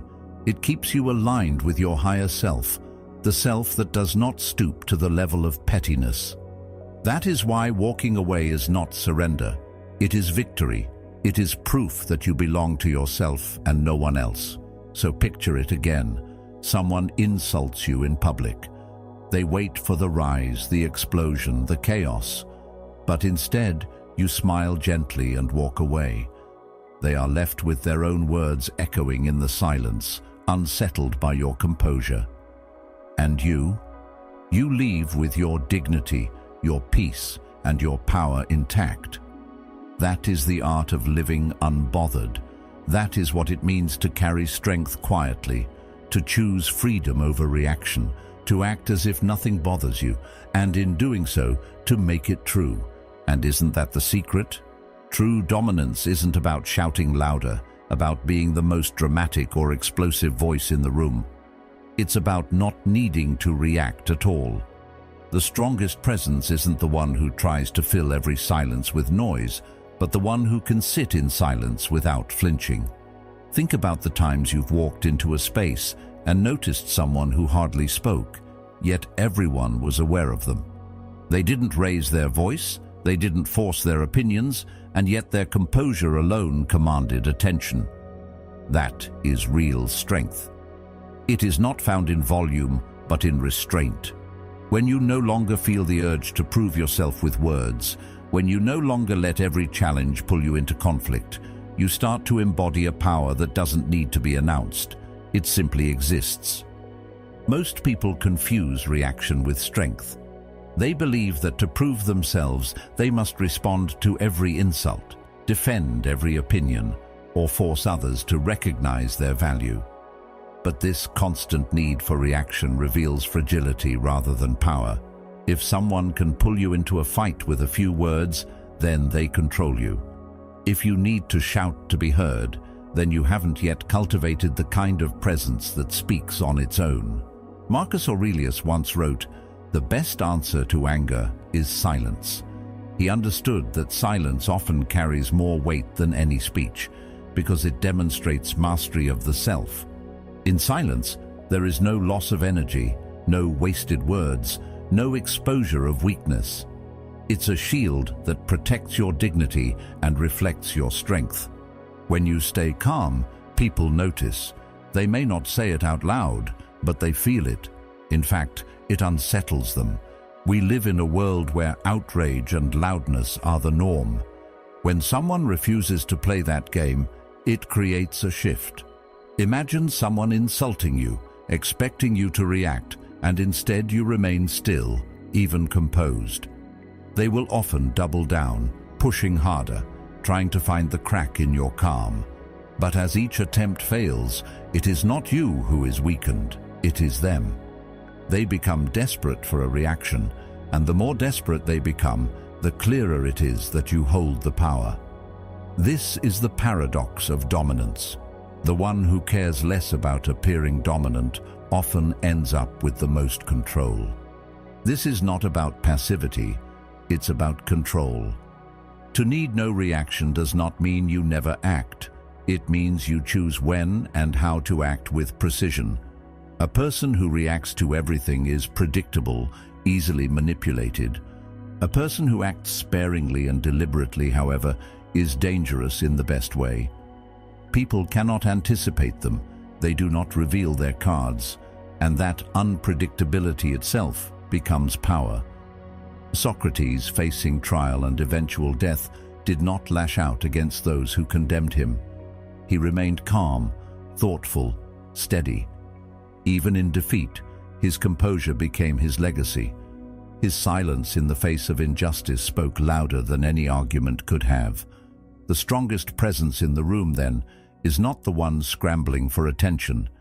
It is the one who can afford to wait, to sit with silence, to look unbothered while others unravel themselves with noise. And here lies another truth. When you need nothing from others, they start to give you everything. They lean in when you finally do speak. They pay attention to the few words you choose, precisely because you do not waste them. This is why restraint is not emptiness, it is value. Just as gold is rare and precious, words and actions that are measured carefully carry far more weight than endless chatter. Think about how many arguments in your own life would have dissolved if you had simply chosen not to react.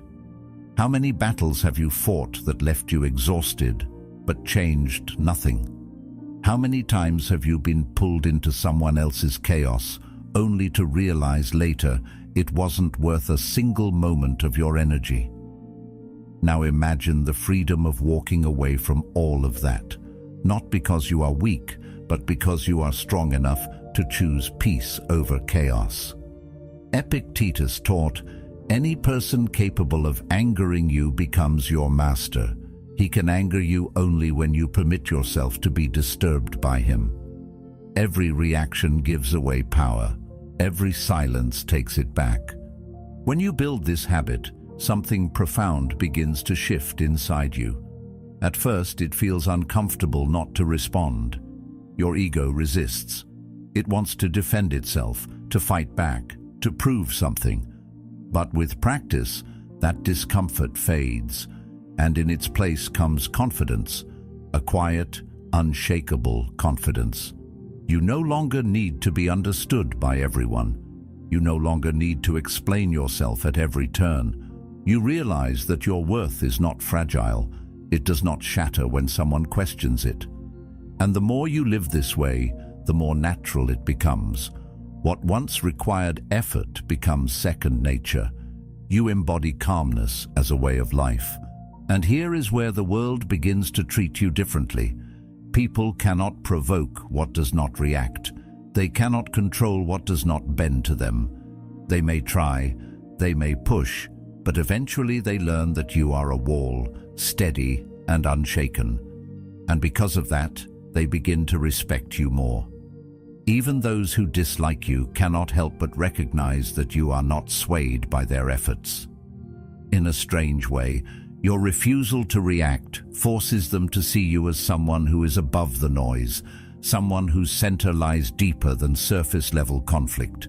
Seneca wrote, "No man is more unhappy than he who never faces adversity, for he is not permitted to prove himself, and adversity often comes in the form of words. Insults, criticism, disrespect, these are the daily tests life gives you. Each one is an opportunity to prove yourself, not by retaliating, but by mastering yourself. When you endure these moments without flinching, you demonstrate a kind of strength that cannot be taken away. You do not depend on victory in argument or approval from the crowd. Your victory is already secured because you remained in control of yourself. And isn't that what true dominance really is? Not control over others, but control over yourself. Anyone can shout, anyone can argue, anyone can explode with anger. But it takes a different kind of discipline to smile, to remain calm, to act only when it truly matters. That is the kind of presence people remember. That is the kind of strength that lasts long after the noise has faded. So the next time you find yourself in a room filled with tension, when the pressure rises and the voices grow louder, remind yourself of this. The strongest person is not the one who demands to be heard. It is the one who can remain silent and still be felt. True dominance needs no reaction. It reveals itself quietly, steadily, and unmistakably. And when you live from that place, you stop being controlled by the chaos around you. You become the calm in the storm, the anchor that others cannot move. That is what it means to not flinch, to stand unbothered, and to carry the kind of strength that no noise can ever match. But let's go deeper. Why is this so rare? Why do so few people manage to walk through life untouchable, calm in the face of provocation, steady in the middle of storms? It's because from the moment we are young, we are conditioned to react, conditioned to defend ourselves at the slightest hint of disrespect, conditioned to prove our worth whenever it is questioned, conditioned to fight back so no one sees us as weak. This training is everywhere, at school, at work, in our families, in the culture that surrounds us. The message is constant. If you don't react, you lose. Yet the truth is the opposite. The more you react, the more predictable you become. And predictable people are easy to manipulate. The moment someone knows exactly how to pull your strings, they own you. So the real question is this: do you want to live as someone predictable, or do you want to rise as someone untouchable? Think about the way people are tested in everyday life. Someone throws an insult and they respond with anger. Someone disagrees and they argue endlessly. Someone criticizes and they rush to defend themselves. These reactions are automatic, rehearsed, mechanical. They happen because people have not yet learned how to pause, how to observe, how to choose a response instead of being owned by an impulse. When you begin to break this conditioning, something powerful happens. You start to see that you don't have to prove yourself in every conversation. You don't have to defend yourself every time someone misunderstands you. You don't have to fight battles that add nothing to your life. Instead, you step into a new way of being, one where your silence carries more authority than your words, one where your calmness unsettles those who expected to shake you. This is why so few people achieve it. It requires the discipline to break habits that feel natural but are actually chains. Seneca once observed, "He who is brave is free." Bravery here doesn't mean shouting the loudest. It doesn't mean winning every argument. It means having the courage to let go of the need to prove yourself in the eyes of others. It means being free from the compulsion to react in order to feel validated. This is bravery of the highest kind because it is not directed outward against an enemy. It is directed inward against the ego that constantly demands recognition. And when you win that battle, you discover a kind of freedom that cannot be taken away. Consider the difference between the person who reacts to everything and the person who reacts to almost nothing. The first lives in constant turmoil. Their peace rises and falls based on what others say or do. They are exhausted because every day feels like a fight. The second, however, lives in stillness. They choose carefully what deserves their energy. Most things they simply let pass by, and because of this, they conserve their strength for the moments that truly matter. Which life do you think leads to power? Which life creates the kind of presence that people remember? The rarest individuals are the ones who can sit in the fire of provocation and not move.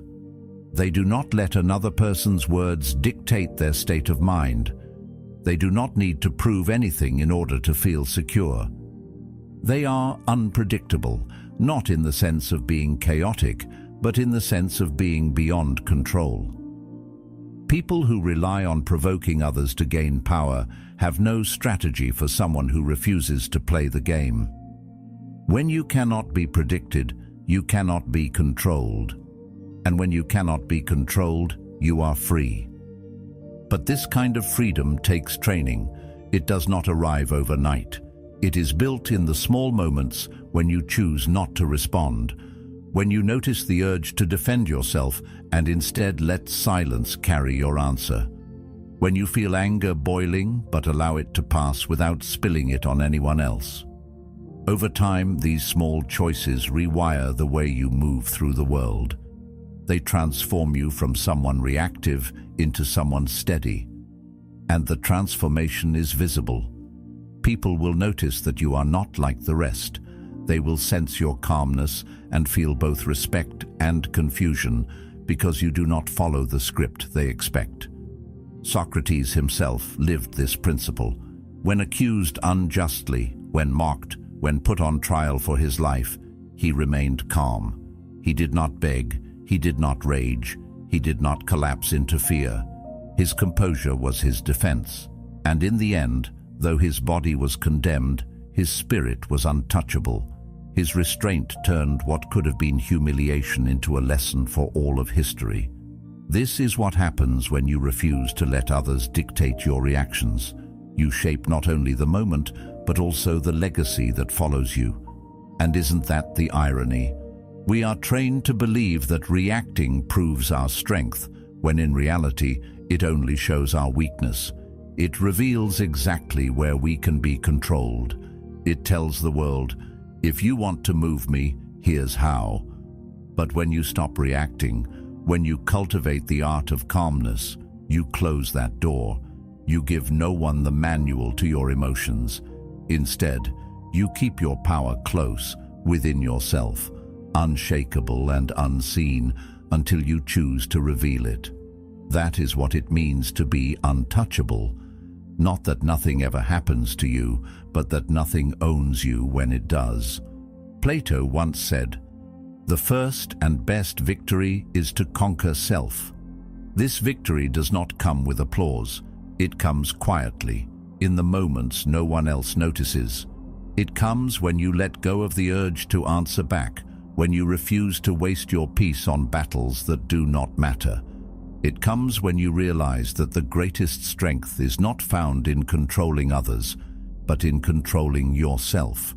And once you taste that victory, you realize how rare and precious it is.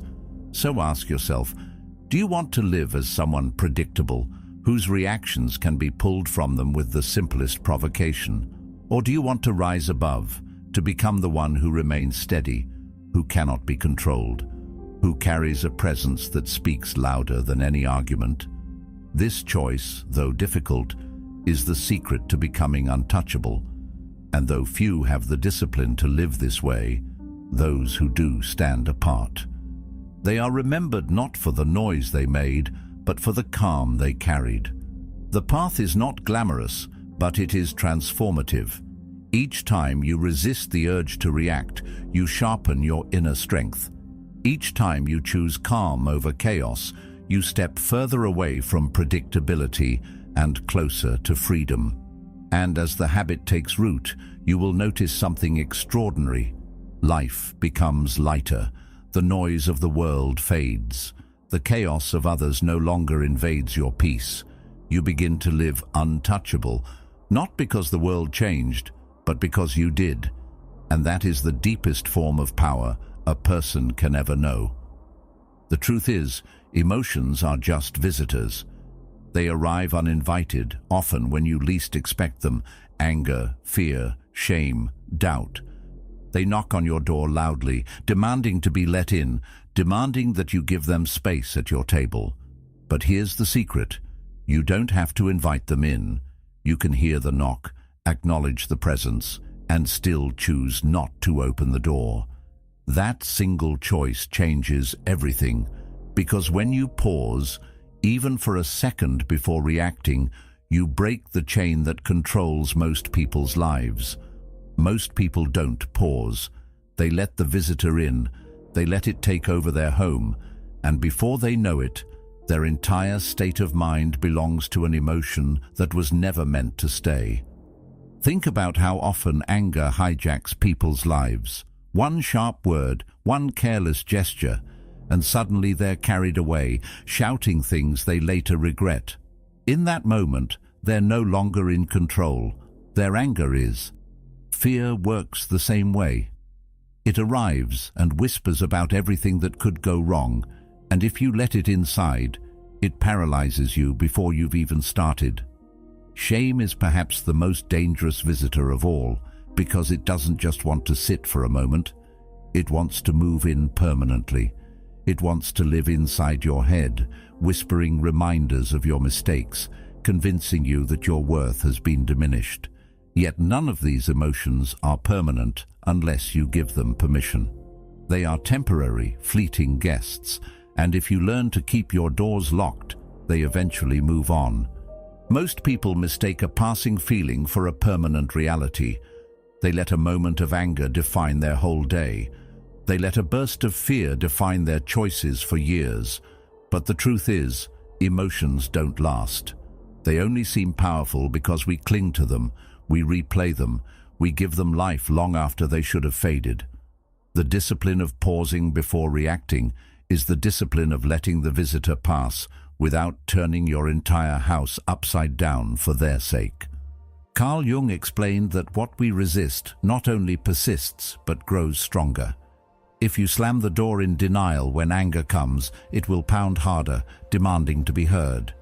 If you try to bury shame, it finds ways to resurface. The answer is not to fight the visitor or pretend it doesn't exist, but to acknowledge its presence and still choose not to let it control you. Jung once said, "I am not what happened to me, I am what I choose to become." That's the essence of dealing with emotions. You are not anger, though anger may knock. You are not fear, though fear may arrive.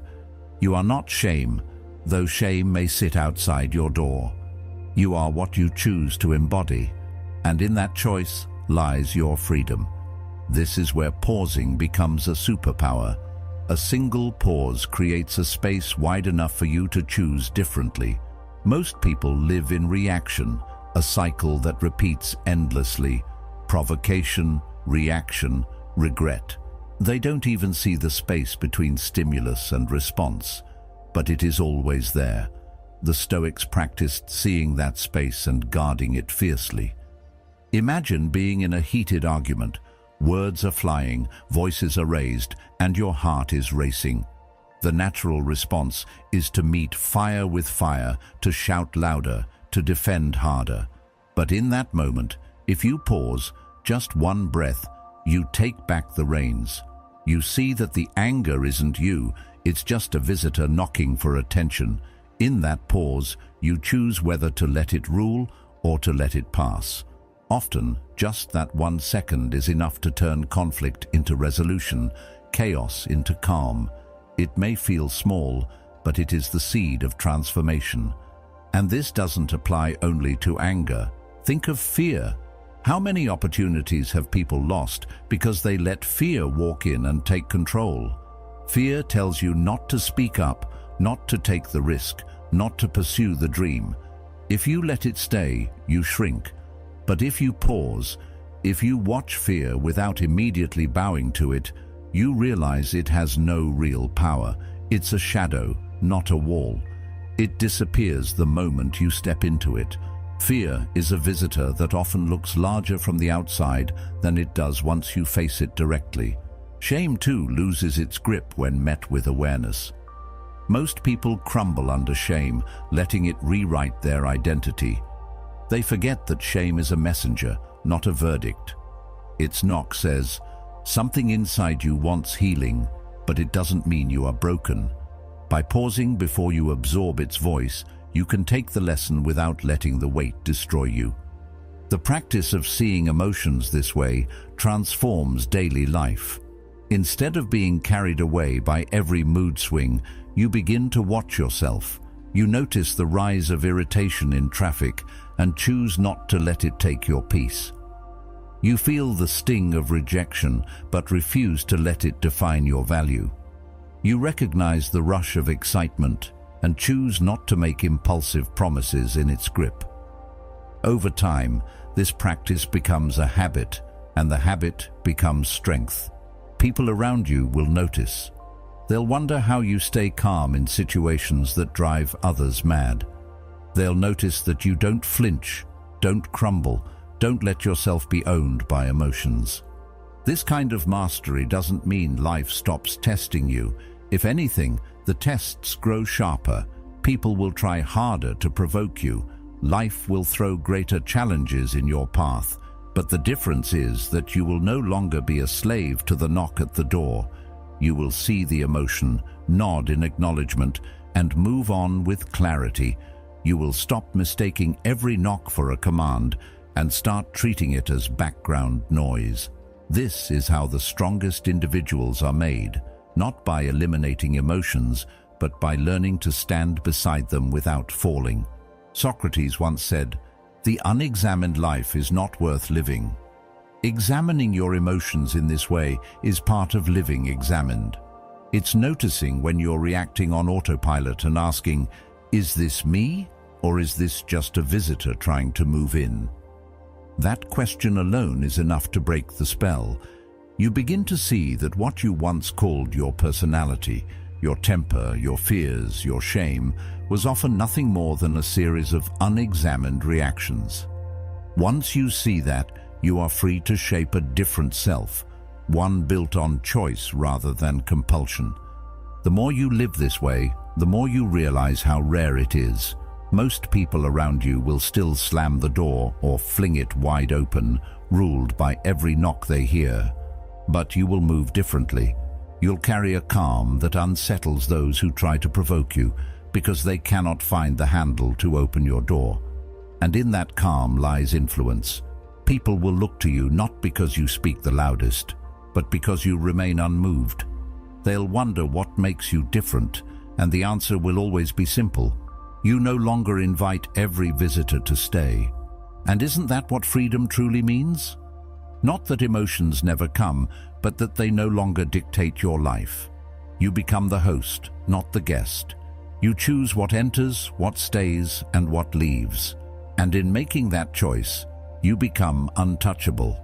Not because the knocks stop, but because you learned that not every knock deserves an answer. Have you noticed how failure destroys some people, while others seem to rise from it with even greater strength? The event itself is rarely the deciding factor. Two people can experience the same setback: losing a job, failing a business, being rejected, and their paths will diverge completely. One will collapse under the weight of defeat, carrying it like a chain for years. The other will dust themselves off, learn something from the experience, and move forward with sharper focus. The difference isn't the failure. The difference is the attachment. When you treat failure as proof of your inadequacy, it becomes part of your identity. But when you treat it as information, as feedback, it becomes data that guides your growth. One path leads to paralysis, the other leads to resilience. This shift in perspective is everything. People often forget that failure has no meaning until we assign it one. It's just an event, a moment in time. But we cling to it, replay it, weave it into the story we tell ourselves about who we are. And once that happens, it becomes heavier than the event itself. Carl Jung understood this deeply.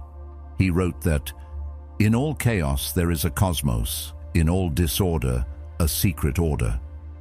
What feels like destruction often hides the seeds of transformation. But if we cling to our expectation of how life should unfold, we miss it. The attachment to a perfect outcome blinds us to the hidden order in the setback. Failure, when examined closely, is often a redirection, a lesson pointing us toward a path we could not have seen otherwise. But you can only discover that order if you detach your identity from the failure itself. If you collapse into despair and tell yourself, "I am a failure," you stop searching for meaning, and the hidden order remains buried. This is why some people fall apart. They confuse failing at something with being a failure. Those two things are not the same. One is an event, the other is a self-image. And when you attach the event to your identity, you trap yourself in it. The stronger the attachment, the tighter the chains. Every time you face something new, the memory of past failures whispers in your ear, convincing you not to try. It's not the failure that destroys people, it's the story they build around it. But what if you stripped failure of that story? What if you saw it only as information, a test result, a signal, a reflection of what worked and what didn't? Scientists live this way by nature. Every failed experiment isn't a tragedy, it's data. It narrows the path, points the way forward. Why can't life be approached the same way? The ones who use failure as fuel understand this. They collect the data, learn, and keep moving. They don't carry the weight of shame with them. They understand that failure belongs to the past the moment it happens, and the only rational choice is to use it as guidance for the future. Think of Thomas Edison's experiments with the light bulb. Thousands of attempts, most of which didn't work. Had he taken failure as identity, the story would have ended long before success. But each failure was seen as discovery, one more way that wouldn't work. Each setback became part of the data that eventually led to breakthrough. While Edison isn't one of the philosophers we've referenced, his story embodies their wisdom perfectly. Failure doesn't kill progress, attachment does. The refusal to detach identity from outcome is what ends most journeys before they truly begin. Epictetus put it in simple terms. It's not things that upset us, but our judgments about things. Failure itself doesn't break you. Your judgment of it does. If you tell yourself, "This proves I'm not capable," then you will live in that shadow. But if you tell yourself, "This shows me how to improve," then the very same event becomes fuel. The power of that shift cannot be overstated. One leads to despair, the other to resilience. And resilience is the foundation of all greatness. Look closely at anyone who has built something meaningful, and you'll see this pattern. They all failed, they all stumbled, they all faced rejection. The difference is that they didn't attach themselves to those moments. They didn't wear failure like a badge of identity. Instead, they kept moving, seeing each step as part of the process. What breaks others becomes their training ground. And because of this, they grow stronger than those who never dared to risk failing at all. Beginnings are fragile. They are often filled with mistakes, missteps, and shortcomings. Those who cannot detach from failure never make it past the beginning. They quit too soon. They let early stumbles convince them the journey isn't worth it. But those who view failure as data understand that beginnings are supposed to be rough. They expect mistakes, and so they are not crushed by them. By detaching from the fantasy of a perfect start, they allow themselves the freedom to learn, adapt, and continue. And isn't this the essence of growth itself? To see each step not as proof of who you are, but as an opportunity to become more than you were yesterday. Failure, when stripped of attachment, becomes the most honest teacher. It shows you exactly where you stand, without exaggeration or disguise. It is feedback in its rawest form. To ignore it is foolish. To attach yourself to it is destructive. But to use it, that is wisdom. The reason many never recover from failure is that they resist it. They fight against what has already happened, but resistance only deepens the wound. Acceptance is the path forward. Accept the failure, accept the sting, accept the lesson, and then move on. When you begin to live this way, something profound shifts. Setbacks no longer derail you. Rejections no longer crush you. Instead, they become part of your fuel. Each one strengthens your resolve. Each one sharpens your strategy. Each one prepares you for the next step. Over time, you build resilience so deep that failure ceases to scare you at all. It becomes part of the rhythm of life, as natural as breathing. You stop asking, "What if I fail?" and start asking, "What will I learn when I do?" And that simple reframing is enough to keep you moving when others stop. Marcus Aurelius captured this beautifully when he wrote, "The impediment to action advances action." What stands in the way becomes the way. The obstacle is not separate from the path. It is the path. Failure is not a detour. It is part of the road itself. Those who resist it stay stuck. Those who embrace it keep walking. And by walking, they discover that every apparent dead end hides a new direction. What others call defeat, they call instruction. What others call the end, they call a beginning. So the next time you fail, pause before attaching yourself to the story of defeat.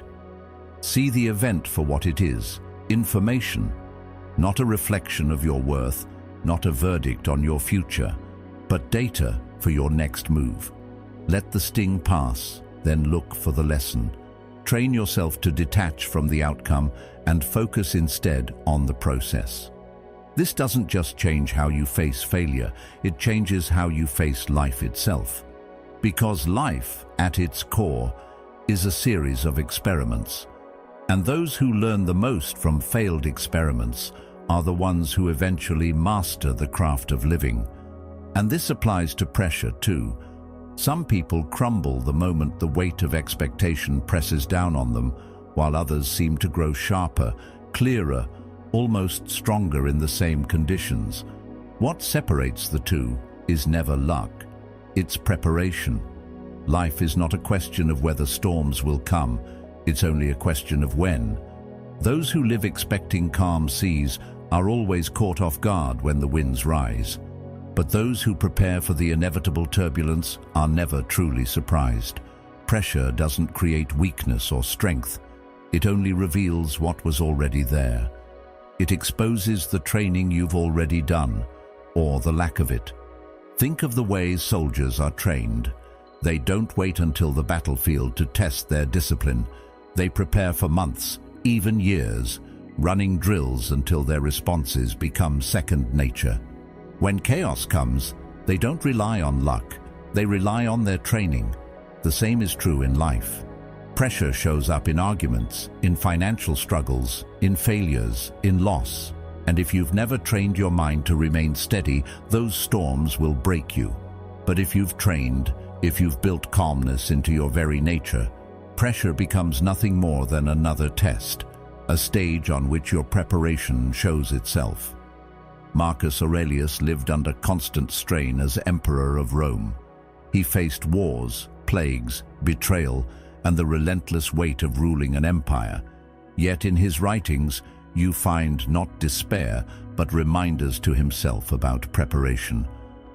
"You must build up your life action by action," he wrote, "and be content if each one achieves its goal as far as possible." His strength didn't appear magically in the hardest moments. It was built daily in smaller acts of discipline, thought, and self-control.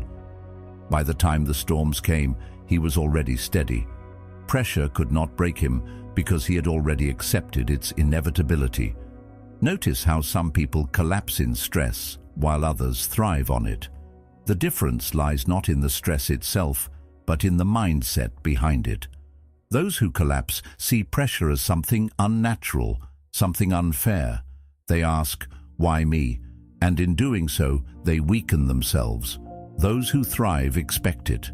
They know stress is not an interruption of life, but an ingredient of it. And because they accept this truth, they meet pressure with preparation rather than panic. When it arrives, they are not shocked. They simply do what they've been training themselves to do all along. This is why the Stoics emphasized anticipation. They would practice imagining loss, hardship, even death, not to live in fear, but to prepare the mind. By rehearsing storms in thought, they trained themselves to remain calm when storms appeared in reality. Seneca once advised, "The man who has anticipated the coming of troubles takes away their power when they arrive." Preparation shrinks fear. It makes the overwhelming manageable because you've already faced it in your mind. And think about how this plays out in your own life. A person who has never practiced patience collapses at the first sign of frustration. But someone who has trained themselves daily to pause, to hold back their temper, meets that same frustration with ease. A person who has never faced discomfort is broken when life withholds ease. But someone who has chosen small discomforts, discipline in waking early, restraint in speech, effort in exercise, finds themselves ready when true difficulty arrives. The preparation was already there. Pressure is simply the stage that reveals it. This also explains why some people can endure losses that would seem unbearable to others. They have trained themselves not to cling too tightly to what can be taken away. They know life is unpredictable. They expect change, and so when it comes, they adapt. Think of pressure as a mirror. It reflects back to you what you've been practicing all along. If you've practiced avoidance, it will show. If you've practiced self-control, it will shine through. The moment of stress is not when you begin building strength. It is when you reveal it. The hours before, the days before, the years before, those are the times you are either preparing yourself or leaving yourself vulnerable. That is why some people thrive when tested. They've been rehearsing long before the curtain was ever drawn. Carl Jung also believed that the unconscious, if left unexamined, will control you under pressure. This is why so many people say things in anger or fear that they regret. They have not faced themselves deeply enough to understand their own shadows. Under stress, the unexamined parts of themselves rise up and take command. But when you do the work of preparation, reflecting, questioning, strengthening your inner life. You stop being a victim of the unconscious. You remain present even in chaos. The storm doesn't pull you under because you've already practiced swimming in turbulent waters. Think of how an athlete trains. They don't just practice when the stadium is full. They prepare in empty gyms, in quiet mornings, in repetition no one sees. When the spotlight comes, they don't panic, because what feels overwhelming to others feels familiar to them.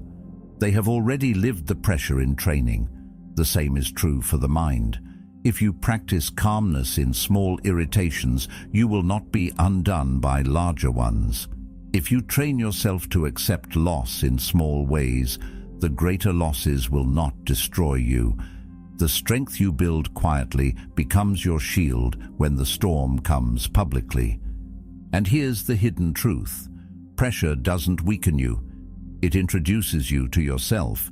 It shows you whether your roots are deep or shallow, whether your discipline is real or imagined. That is why some people thank their hardships in hindsight. They realize that without those moments, they would never have discovered their true strength. Epictetus reminded his students that difficulties are the things which show what men are. Without them, no one would ever know their own capacity. And isn't that what we ultimately want? To know ourselves, to see what lies beneath the surface when everything else is stripped away. So the next time you feel the weight of pressure building, remind yourself, this is not the enemy, this is the test, this is the arena where your preparation, or your lack of it, will be revealed. Instead of resisting, lean into it. Remember that storms are not exceptions in life. They are part of the design. If you expect them, they will not shock you. If you prepare for them, they will not break you. And if you welcome them as teachers, they will shape you into someone unshakable. Pressure is not something to fear. It is something to train for, something to embrace, something to use. Because in the end, the people who thrive are not those who wait for calm seas, but those who learn to sail no matter how fierce the winds become.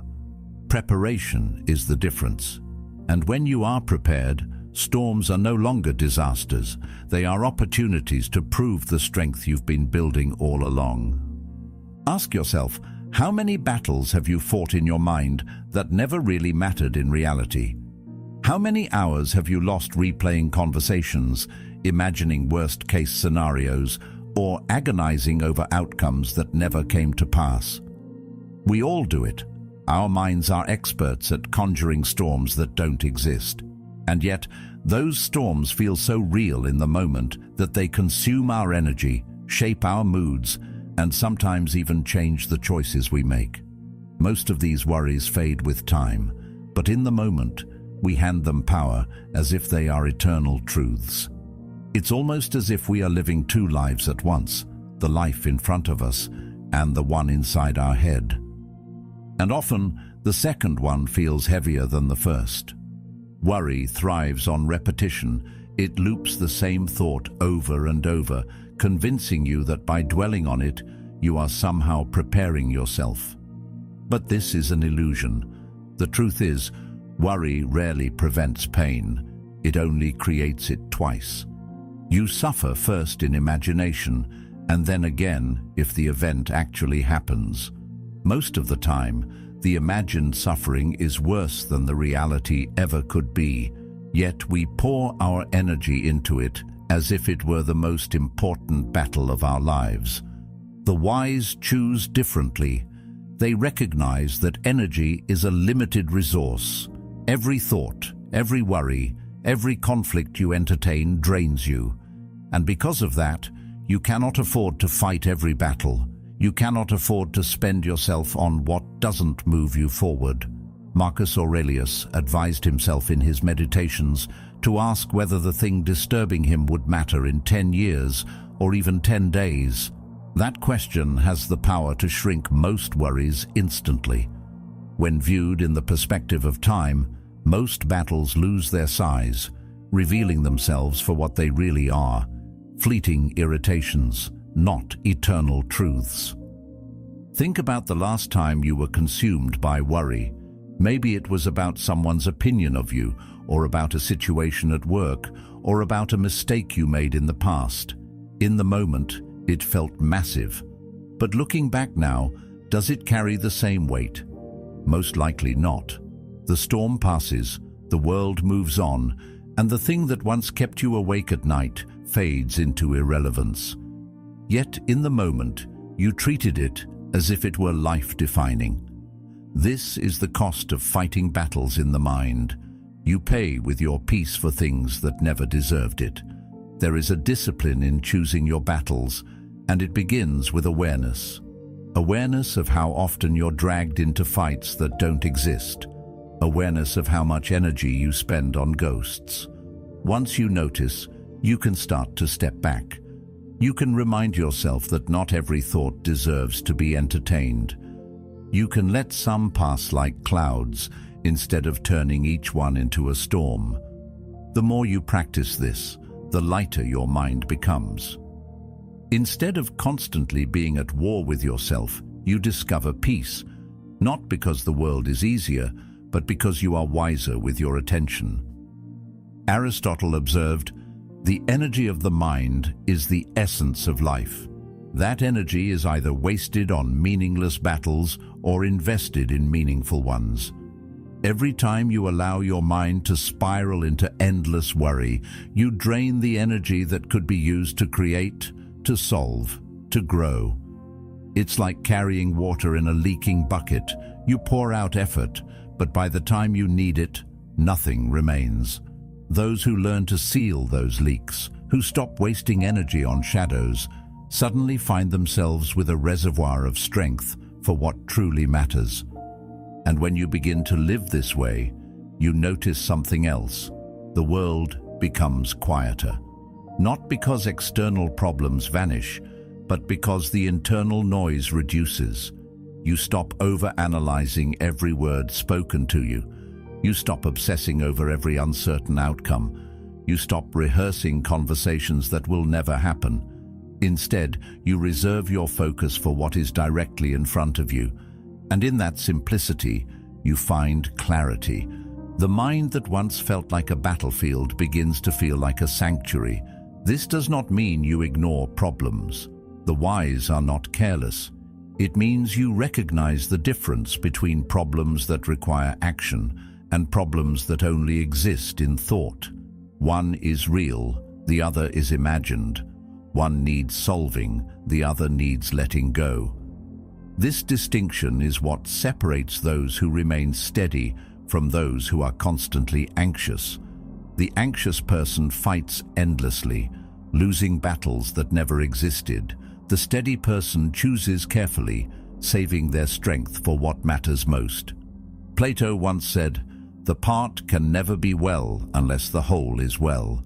If your mind is at war with itself, no single part of your life can truly be at peace. That's why choosing battles is not just about efficiency. It's about health, about balance, about harmony. When you stop fighting unnecessary wars in your head, the rest of your life begins to align. Your relationships become calmer, your work becomes clearer, your presence becomes steadier. Peace of mind ripples outward, shaping everything you touch. So the next time your mind begins to spiral, pause. Ask yourself, does this battle matter? Will it still matter tomorrow, next month, or next year? If the answer is no, then let it go. Save your energy for what deserves it. Save your strength for the challenges that shape you. Because in the end, the mind will always present you with battles, but only you can decide which ones are worth fighting. And that choice, the choice to invest only where it matters, is what separates a life consumed by worry from a life lived with wisdom. And what about approval? Isn't it exhausting chasing the validation of people who, in truth, will forget your name tomorrow? How many choices are made not because they align with our values, but because they align with what we think will earn us praise?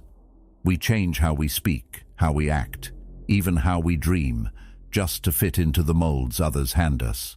But the tragedy is that applause is fleeting. One moment it lifts you, the next it vanishes, and you are left empty, desperate for the next hit of validation. The moment you stop needing that applause, the moment you let go of the hunger for approval, you taste freedom. Approval is a leash, and every time you pull against it, you only tighten the hold. But detachment, that is freedom. Marcus Aurelius, burdened with the weight of an empire, still reminded himself daily, "It never ceases to amaze me. We all love ourselves more than other people, but care more about their opinion than our own." He saw clearly how absurd this trap is. We already know ourselves better than anyone else, and yet we allow strangers, critics, even casual acquaintances to carry more influence over our sense of worth than our own inner judgment. Isn't that madness? To abandon the one voice that truly knows us for the clamor of voices that barely see us. And yet most people live like this, enslaved by approval. And notice what happens when you do. The same people whose approval you once chased may be confused, even disappointed, because you no longer bend to their expectations. But over time, something shifts. People begin to respect you more when they realize you don't need their approval. You become untouchable in a way that those who beg for validation never can be. This is why approval is so dangerous. It disguises itself as connection. We think that by earning approval, we're building bonds, but in truth, we're building cages. We're training ourselves to move only when others pull the strings. Every word becomes calculated, every step designed for effect, until we are no longer living, only performing, and in the process, we forget who we are. Detachment breaks this cycle. It hands the pen of your story back to you. Instead of being written by others, your life begins to reflect your own truth. But detachment takes courage. It means risking disapproval. It means standing firm in your decisions when people criticize. It means holding to your vision even when the crowd mocks it. This is why so few people choose it. It feels uncomfortable to step off the stage where everyone is watching. Yet that discomfort is the doorway to freedom. Socrates endured ridicule and trial for refusing to conform to the expectations of Athens. He could have lived longer by yielding, but he chose to remain true to himself. His freedom lay not in survival, but in integrity. And integrity is what detachment protects. And here's the paradox. When you stop seeking approval, you actually gain more of it. Not the shallow applause that comes and goes, but the deeper respect that comes from authenticity. People trust those who are not desperate to be liked because they sense something rare, a person who is grounded in themselves. Plato said, "The greatest wealth is to live content with little." And what is more contentment than to live with yourself without needing constant confirmation from others? That wealth cannot be bought, and it cannot be taken away. Look closely at those who achieved greatness in any field: philosophy, art, science, leadership. Almost without exception, they were misunderstood in their own time. They were mocked, doubted, and criticized. But because they were detached from needing approval, they pressed forward. They weren't chasing applause, they were chasing truth. And it was only later that the world caught up. Imagine if they had abandoned their paths just to be accepted. Imagine if their need for validation had been stronger than their commitment to their vision. We would have been left with mediocrity instead of masterpieces. Approval is intoxicating, but it is also addictive. The more you receive, the more you crave, and the less you can live without it. That cycle is endless, unless you break it. And breaking it requires realizing that approval is never really about you. It's about the other person's expectations. To live for approval is to hand over your life to standards you did not create. To live detached from it is to finally begin shaping yourself on your own terms. And don't mistake detachment for arrogance. True detachment is humble. It doesn't say, "I don't care about anyone." It says, "I care, but I don't need to be defined by anyone's opinion." It's the difference between valuing connection and being enslaved by it. Approval chasers often become arrogant because their self-worth rises and falls with the praise of others. They inflate when praised and collapse when criticized. Detached individuals, however, remain steady. They can hear both criticism and applause without losing their center. That steadiness is what makes them trustworthy, admirable, and strong. So the question is simple but difficult. Are you willing to let go of the leash? Are you willing to walk away from the endless chase for applause and step into the freedom of living on your own terms? The moment you do, everything changes. Your decisions become clearer, your voice becomes steadier, and your presence becomes stronger. You stop bending for every opinion and start standing tall in your own truth. And that kind of freedom is worth more than all the applause in the world. Because when you no longer need approval, you no longer live for others. You live for yourself, in alignment with your values, your vision, your deepest self. Approval is a leash, and it will hold you as long as you let it. But detachment is freedom, and it is waiting for you the moment you decide you are ready to walk unchained. Criticism is another test, one of the most subtle and dangerous trials we face in daily life. At first, it always feels personal, as if someone has aimed a dagger at your sense of worth. Words can cut deeper than steel because they strike at identity, at pride, at the fragile parts of ourselves we don't want exposed. Yet if you step back, you'll see that most criticism isn't about you at all. It's a mirror reflecting the critic's insecurities, their disappointments, their unresolved conflicts. They project those things onto you because it feels easier than facing themselves. And if you accept that projection as truth, you end up carrying borrowed pain. Why let the wounds of others become your own? That burden was never meant for you, and the wisest path is to recognize it, take what is useful, and leave the rest behind. This ability to filter criticism is rare because we are conditioned to treat every comment as valid. From childhood, we're trained to respond to feedback immediately, to explain ourselves, to defend, to justify. But living this way turns every voice into a master over your emotions. Marcus Aurelius faced endless criticism as emperor, yet in his meditations he reminded himself, if you are distressed by anything external, the pain is not due to the thing itself, but to your estimate of it. He saw clearly that criticism gains its sting from our interpretation, not from the words themselves. One person hears an insult and dismisses it. Another hears the same words and carries the weight for years. The difference lies in the estimate, the value you assign to it. And that value is always in your control.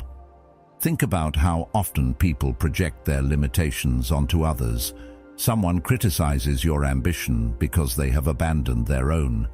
Someone mocks your courage because they never found theirs. Someone doubts your vision because they cannot see beyond their narrow frame. If you let their words shape you, you are letting their limitations become your boundaries. Of course, not all criticism is worthless. Some is valuable, even essential. The challenge is to discern the difference. Constructive criticism comes from those who want to see you grow, who have knowledge and perspective worth considering. Destructive criticism, on the other hand, is nothing but noise, born from envy, bitterness, or ignorance. The wise learn to filter. They don't discard everything, nor do they swallow everything whole. They separate the grain from the chaff, the useful from the useless, and in doing so, they turn even negative voices into tools for progress. Seneca observed, "No man was ever wise by chance. Wisdom is deliberate, it requires practice, and filtering criticism is part of that practice. You must train your mind not to be shaken by every passing word, but to listen with clarity. If the words offer truth, embrace them. If they are empty, discard them without a second thought. To be unmoved by shallow judgments is not arrogance, it is maturity. It means you have built your worth on a foundation deeper than the noise of opinion. Think of an artist chiseling a statue. Passers-by will comment, some will admire, some will mock, some will give unsolicited advice. The artist doesn't abandon his vision every time a voice interrupts. He listens when someone speaks with knowledge, but he ignores the rest. His work is guided not by the noise of the crowd, but by the clarity of his own purpose. Life works the same way. You are the sculptor. If you adjust your shape every time someone comments, you end up with nothing but fragments. But if you stay true to your form while remaining open to wisdom, you create something lasting. Plato once said, "Opinion is the medium between knowledge and ignorance." Most criticism belongs to that in-between space. It is neither pure wisdom nor pure nonsense. It's a reflection of where the critic stands in their own growth. This is why filtering is so important. Treating every opinion as law is as dangerous as dismissing every opinion as worthless. The art lies in discernment, and discernment is what allows you to keep moving without being paralyzed by words. But how do you keep criticism from cutting too deeply? By remembering that you are not obligated to accept every gift handed to you. An insult is like a package left at your door. You don't have to bring it inside, you can leave it where it is. The critic may have created it, but you decide whether to claim it.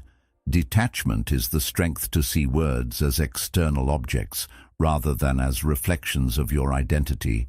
And when you practice this, you begin to notice how much lighter life feels. You carry only what is useful, leaving the rest behind. When you begin to live this way, you find yourself less shaken by words. You hear them, you consider them, but you do not carry them. They pass through you like wind, and because of this, you gain a kind of quiet strength that others notice. You become someone who cannot be easily manipulated by opinion, someone whose worth is rooted deeper than the surface. And this calmness is magnetic. People are drawn to those who remain steady in the storm of voices.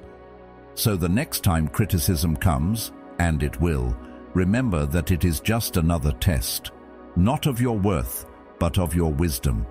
Keep what helps you grow, discard the rest, and move on.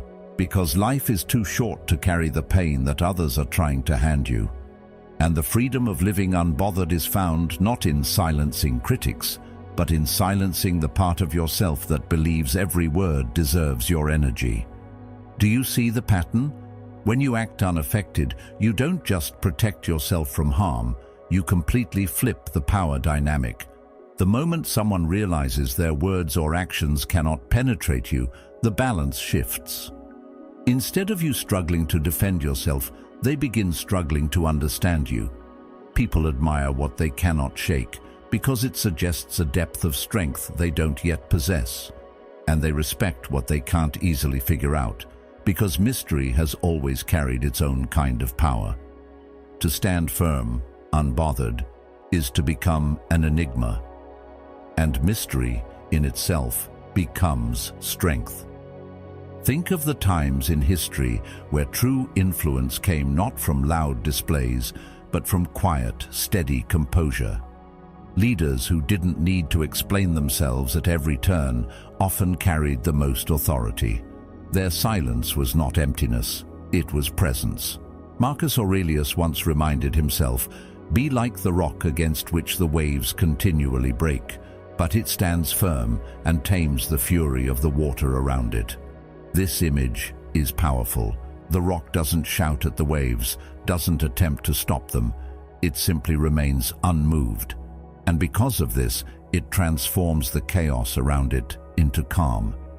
That is the kind of strength people feel when you act unaffected, a groundedness that speaks louder than reaction ever could. Carl Jung spoke of the psyche in similar terms, emphasizing that people are unsettled when they meet something they can't categorize. He wrote, "The meeting of two personalities is like the contact of two chemical substances.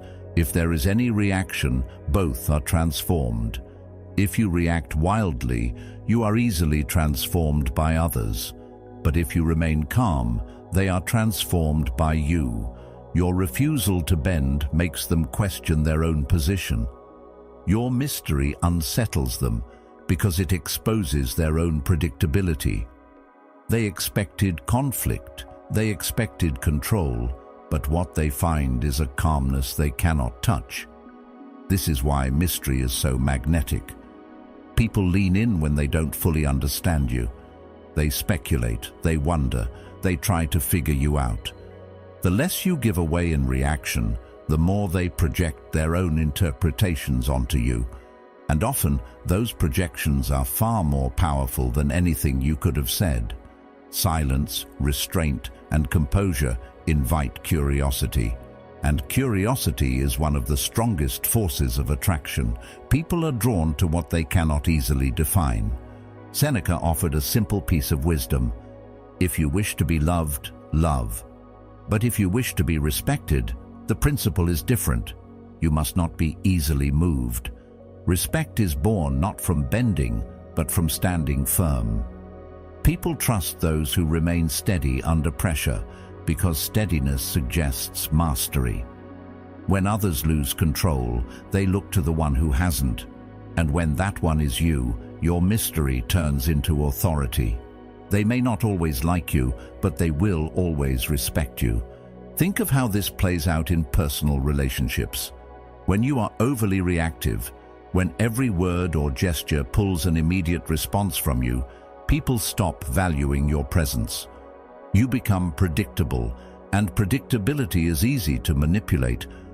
But when you remain calm, when you respond with intention rather than impulse, people treat you differently. They hesitate before provoking you. They measure their words more carefully. They sense that you are not like others, that you cannot be controlled in the same way. This subtle shift gives you quiet leverage, a kind of influence that comes not from force, but from restraint. But mystery is not only external, it changes you internally as well. When you stop reacting to everything, you begin to conserve energy. You no longer waste yourself on trivial conflicts, on arguments that lead nowhere, on proving points that don't matter. That energy builds within you, and people feel it. You carry a quiet intensity, the kind that doesn't need to be displayed to be recognized. Jung warned that energy wasted on constant reaction only feeds the shadow, leaving you weaker and more fragmented. But when you choose calmness, you direct that energy inward, toward integration, toward strength. Think about how nature teaches this lesson. A storm may rage loudly, but it always passes. The mountain, silent and steady, remains. The oak tree sways in the wind but does not uproot. The river cuts through stone, not by force but by persistence. These are the images of true strength, unbothered, patient, enduring. People admire them because they represent what we all secretly desire: stability in a world of chaos. And when you embody even a fraction of that in your own life, you carry the same kind of quiet power. And here lies the paradox of respect. People may laugh at the loudest person in the room, but they almost always admire the one who speaks least and yet is most felt. Mystery unsettles because it cannot be controlled. It creates questions instead of answers.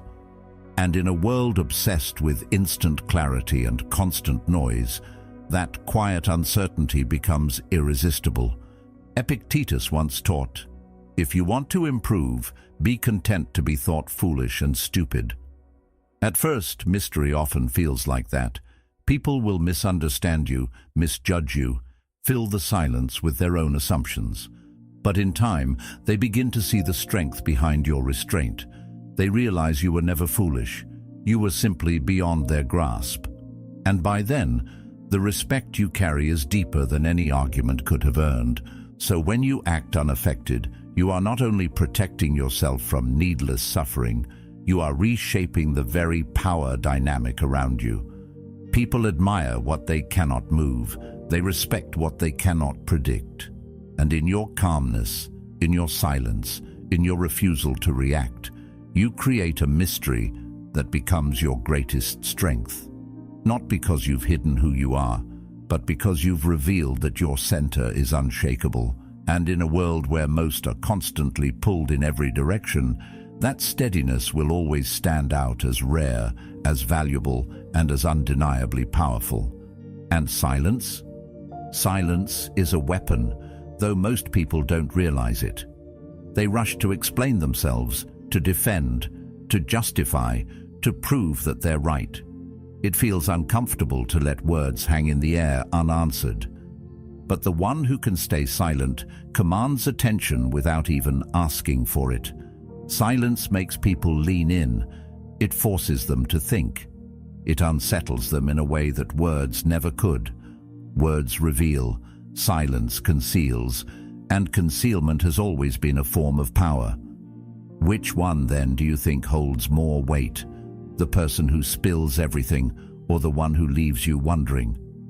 Think about how uncomfortable silence makes people in conversation. A pause of just a few seconds can feel endless.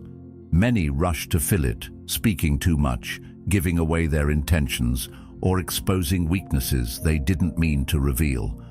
But the one who can sit calmly in silence is in control of the moment.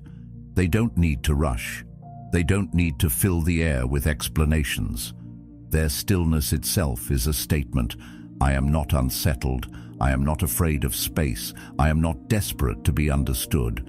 Marcus Aurelius reminded himself constantly of the same lesson. If you are silent, be silent out of love. If you speak, speak with love. His point was not just about kindness, but about intentionality. Don't waste words. Don't speak because you're uncomfortable. Speak only when your words serve a purpose, and remain silent when they don't. That discipline creates authority. People come to know that when you speak, it matters. And that anticipation gives your voice more weight than those who talk endlessly. Silence, then, is not weakness, it's restraint. And restraint is strength. The irony is that silence often says more than words ever could. When someone insults you, silence communicates that their attempt didn't even merit a response. When someone pressures you for an answer, silence shows that you are not hurried. When someone tries to provoke you, silence reveals that you are untouchable. In every case, the absence of reaction speaks volumes. And silence doesn't only disarm others, it sharpens you. When you speak less, you listen more. You hear the tone beneath the words, the hesitation in the voice, the contradiction between what someone says and what their body communicates. Most people miss these details because they are too busy preparing their own responses. But silence makes you observant. It allows you to gather information without giving away your own position. This is why in negotiations, in arguments, and even in everyday interactions, silence is often the most strategic move. You reveal nothing while learning everything. Seneca captured this wisdom when he wrote, "It is quality rather than quantity that matters." He meant it about life itself, but the principle applies equally to words. A few words spoken at the right time carry more force than endless chatter. Silence ensures that when you do speak, your words are not diluted. They strike harder because they are rare. Like a sword unsheathed only when necessary, your voice becomes a weapon sharpened by restraint. Think about the leaders, the mentors, the figures you have respected most. Were they the ones who filled the air with constant words, or were they the ones who spoke less, but whose words carried weight? The quiet ones often leave the deepest impression because their silence creates space. Space for thought, space for meaning, space for mystery. And yet silence is not passive. It is not indifference. It is deliberate, intentional, chosen. A weapon not to harm, but to protect your peace and preserve your power. Silence doesn't mean you accept everything. It means you don't waste yourself on what doesn't deserve you. This kind of silence can feel radical in a world obsessed with noise. We live in an age of endless opinions, of constant explanations, of voices demanding to be heard. But those who master silence rise above the clamor. They don't need to prove themselves in every debate or justify themselves to every critic. Their calmness becomes magnetic. Their silence commands more attention than another person's shouting ever could. People wonder what you are thinking. They speculate, they guess, they lean closer. And in that curiosity lies influence. And here's the beauty of silence. It gives you control over timing. Words once spoken cannot be taken back, but silence gives you space to choose the right words. In moments of conflict, silence cools the heat and clears the fog. In moments of decision, silence allows reflection instead of impulsiveness. In moments of pressure, silence makes you appear unshaken, even if inside you are still finding your footing. Over time, people stop seeing silence as emptiness and start seeing it as strength. So which holds more power, words or silence? Both matter, but silence is rarer, and rarity amplifies value. Anyone can talk. Few can remain silent. Anyone can react. Few can withhold. And in that withholding lies authority. When you master silence, you master yourself. And when you master yourself, you hold a kind of strength that no noise can compete with. In the end, silence is not the absence of communication. It is a different form of it, one that conceals when needed, unsettles when necessary, and commands without asking. Most people will always rush to explain, defend, or justify. But if you can resist that urge, if you can embrace silence as a weapon, you will find that people respect you not because of what you say, but because of what you don't. And that mystery, that restraint, that unshakable calmness will always hold more power than words alone. Even your thoughts can betray you if you don't master them. You may think the real enemies are outside, difficult people, unpredictable events, unfair circumstances, but the deepest battles are fought within your own mind. Fear, doubt, hesitation, these are the shadows that creep in quietly and start directing your actions without you even realizing it.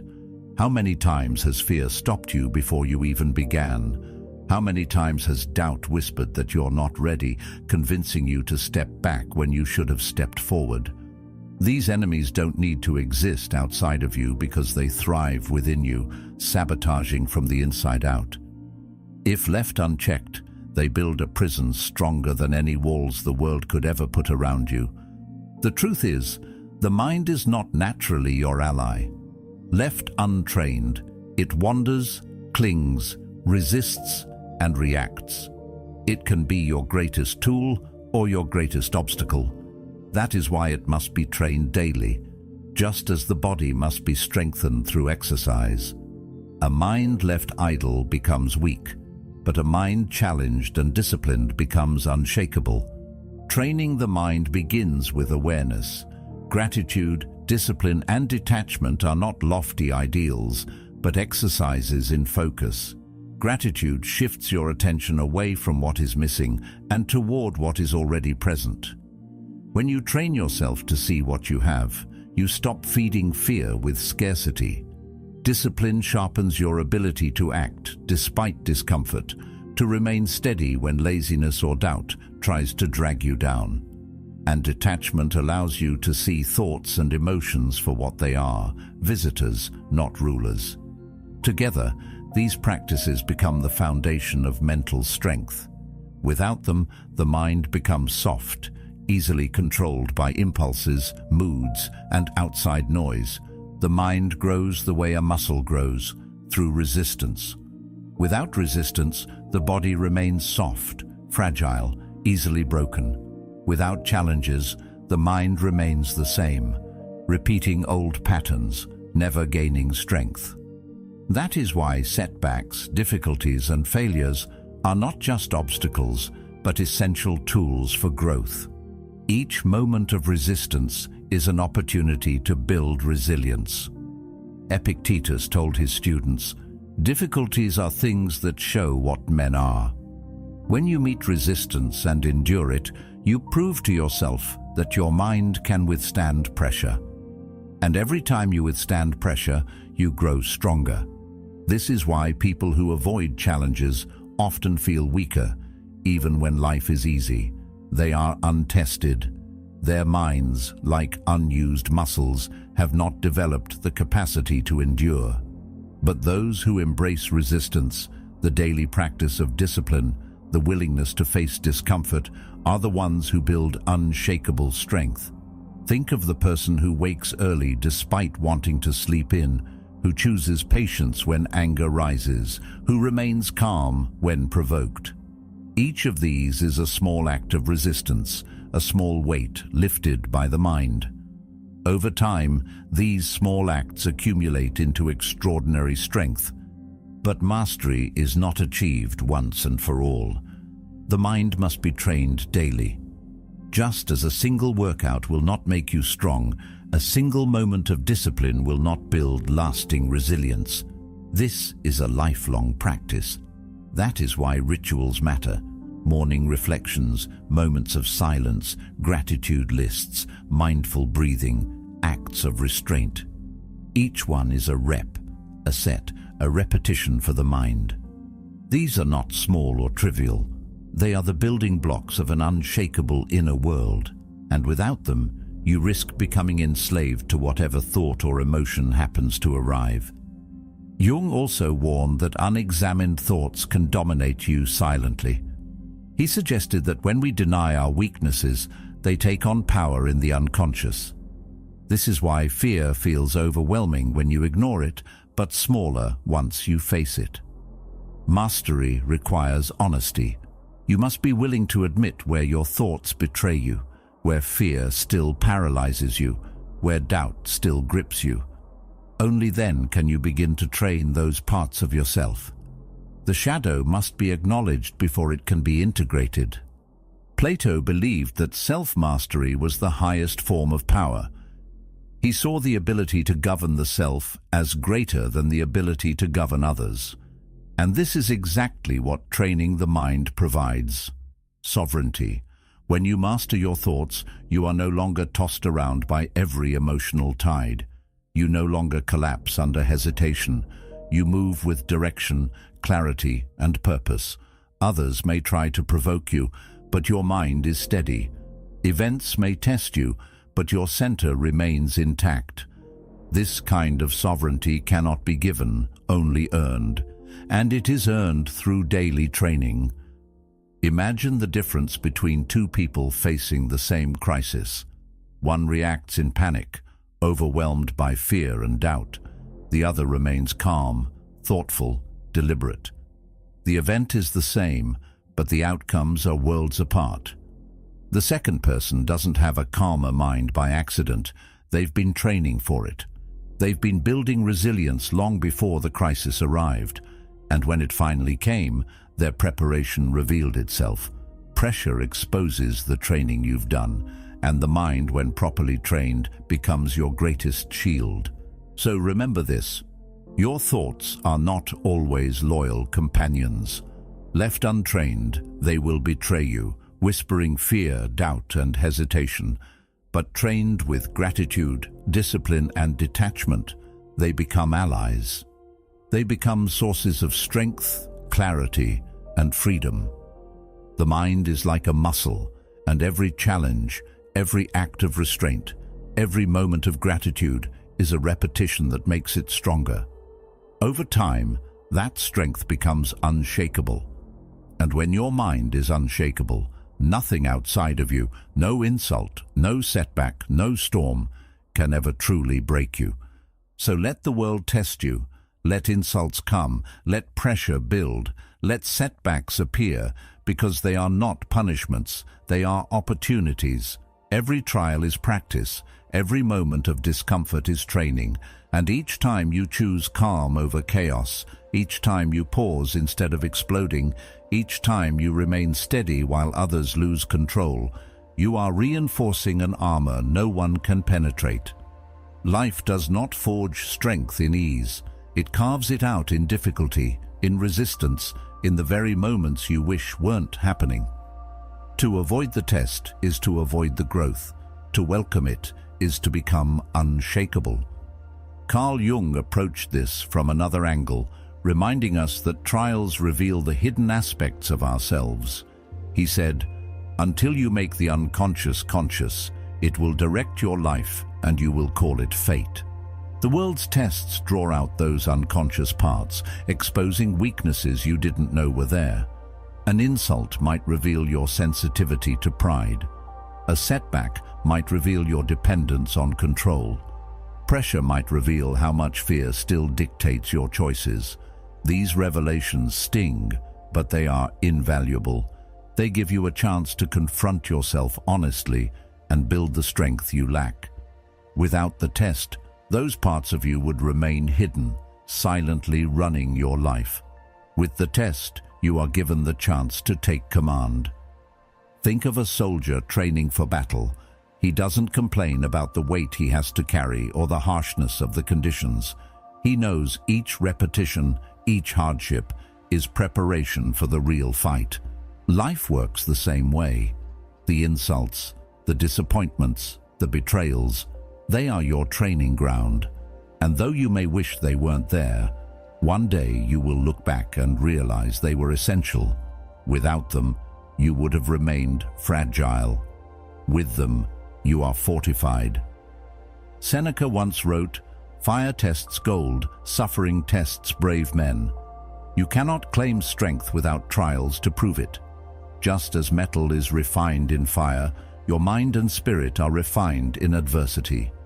The insult you endure without reacting, the pressure you bear without breaking, the failure you rise from without despair, these moments temper you.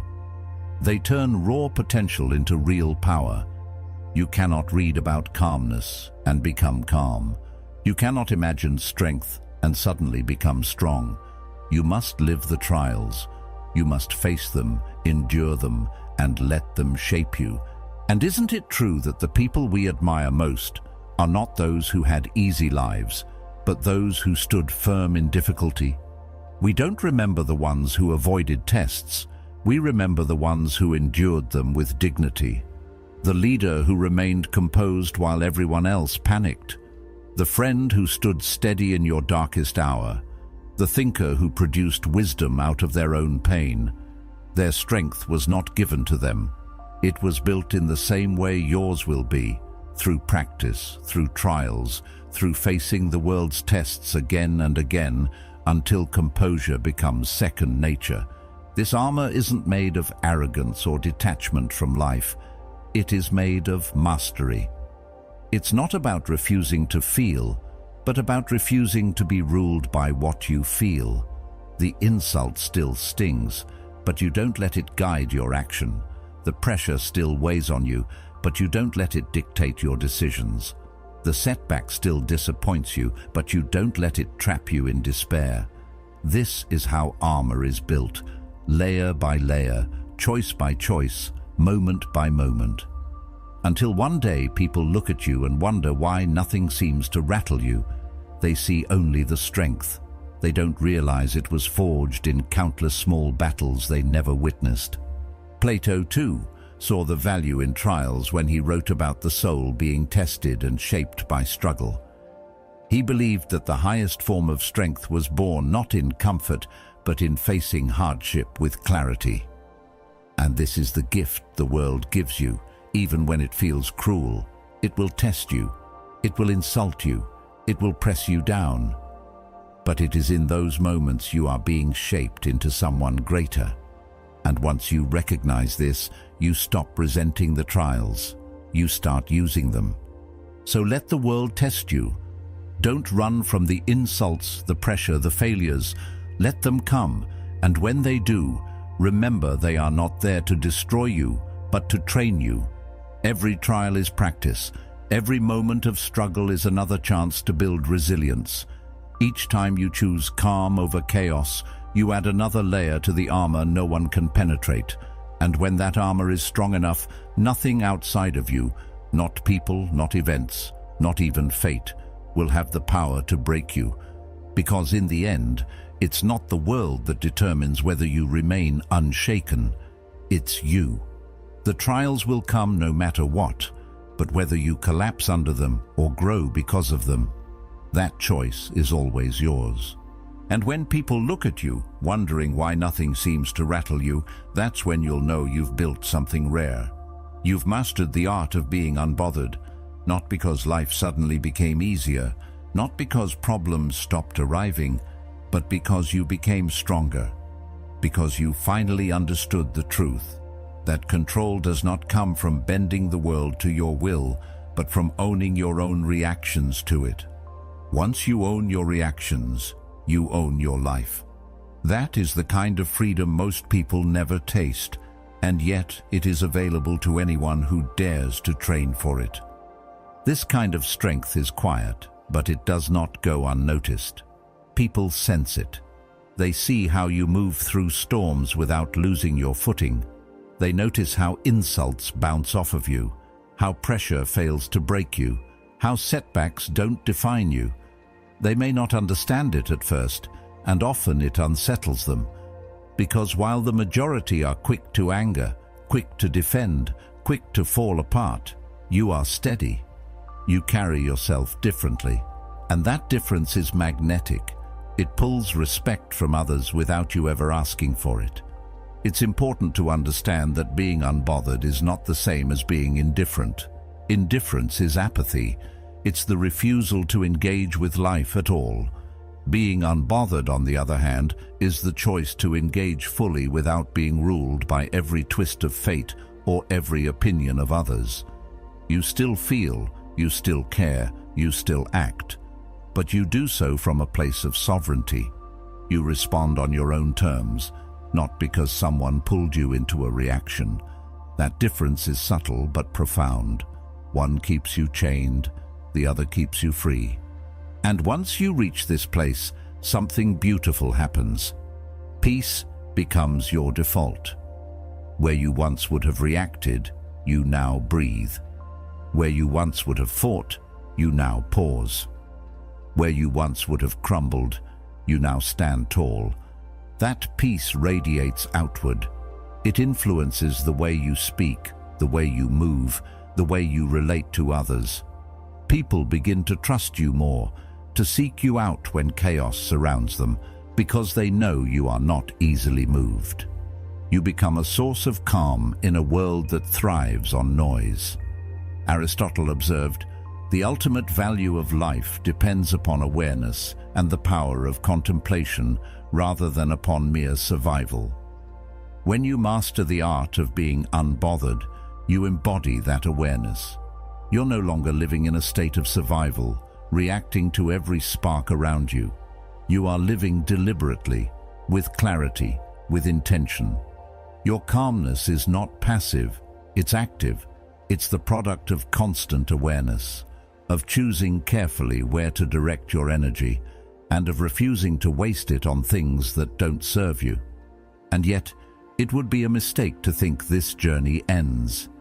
Mastery of your reactions is not a final destination, but an ongoing practice. Each day the world will offer new tests.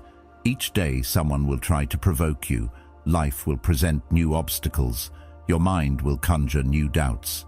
But each day also brings another chance to practice, another chance to reinforce the armor you've built, another chance to choose calm over chaos.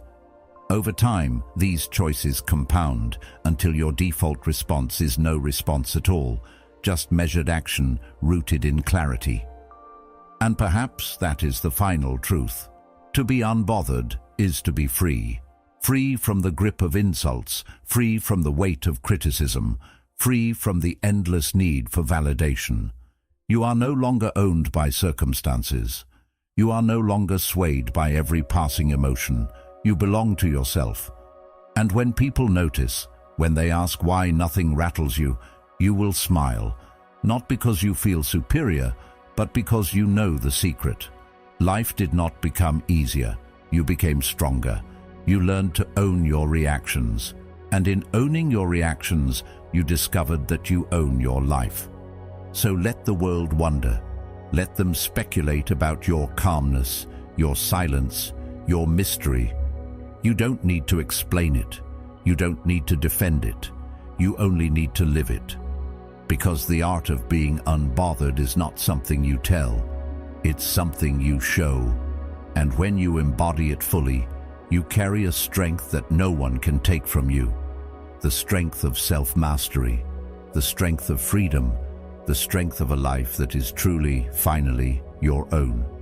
No storm, no insult, no judgment has the power to own you unless you hand it over. The strength you've been searching for has always been within you, waiting for you to claim it. Master yourself, and you master life.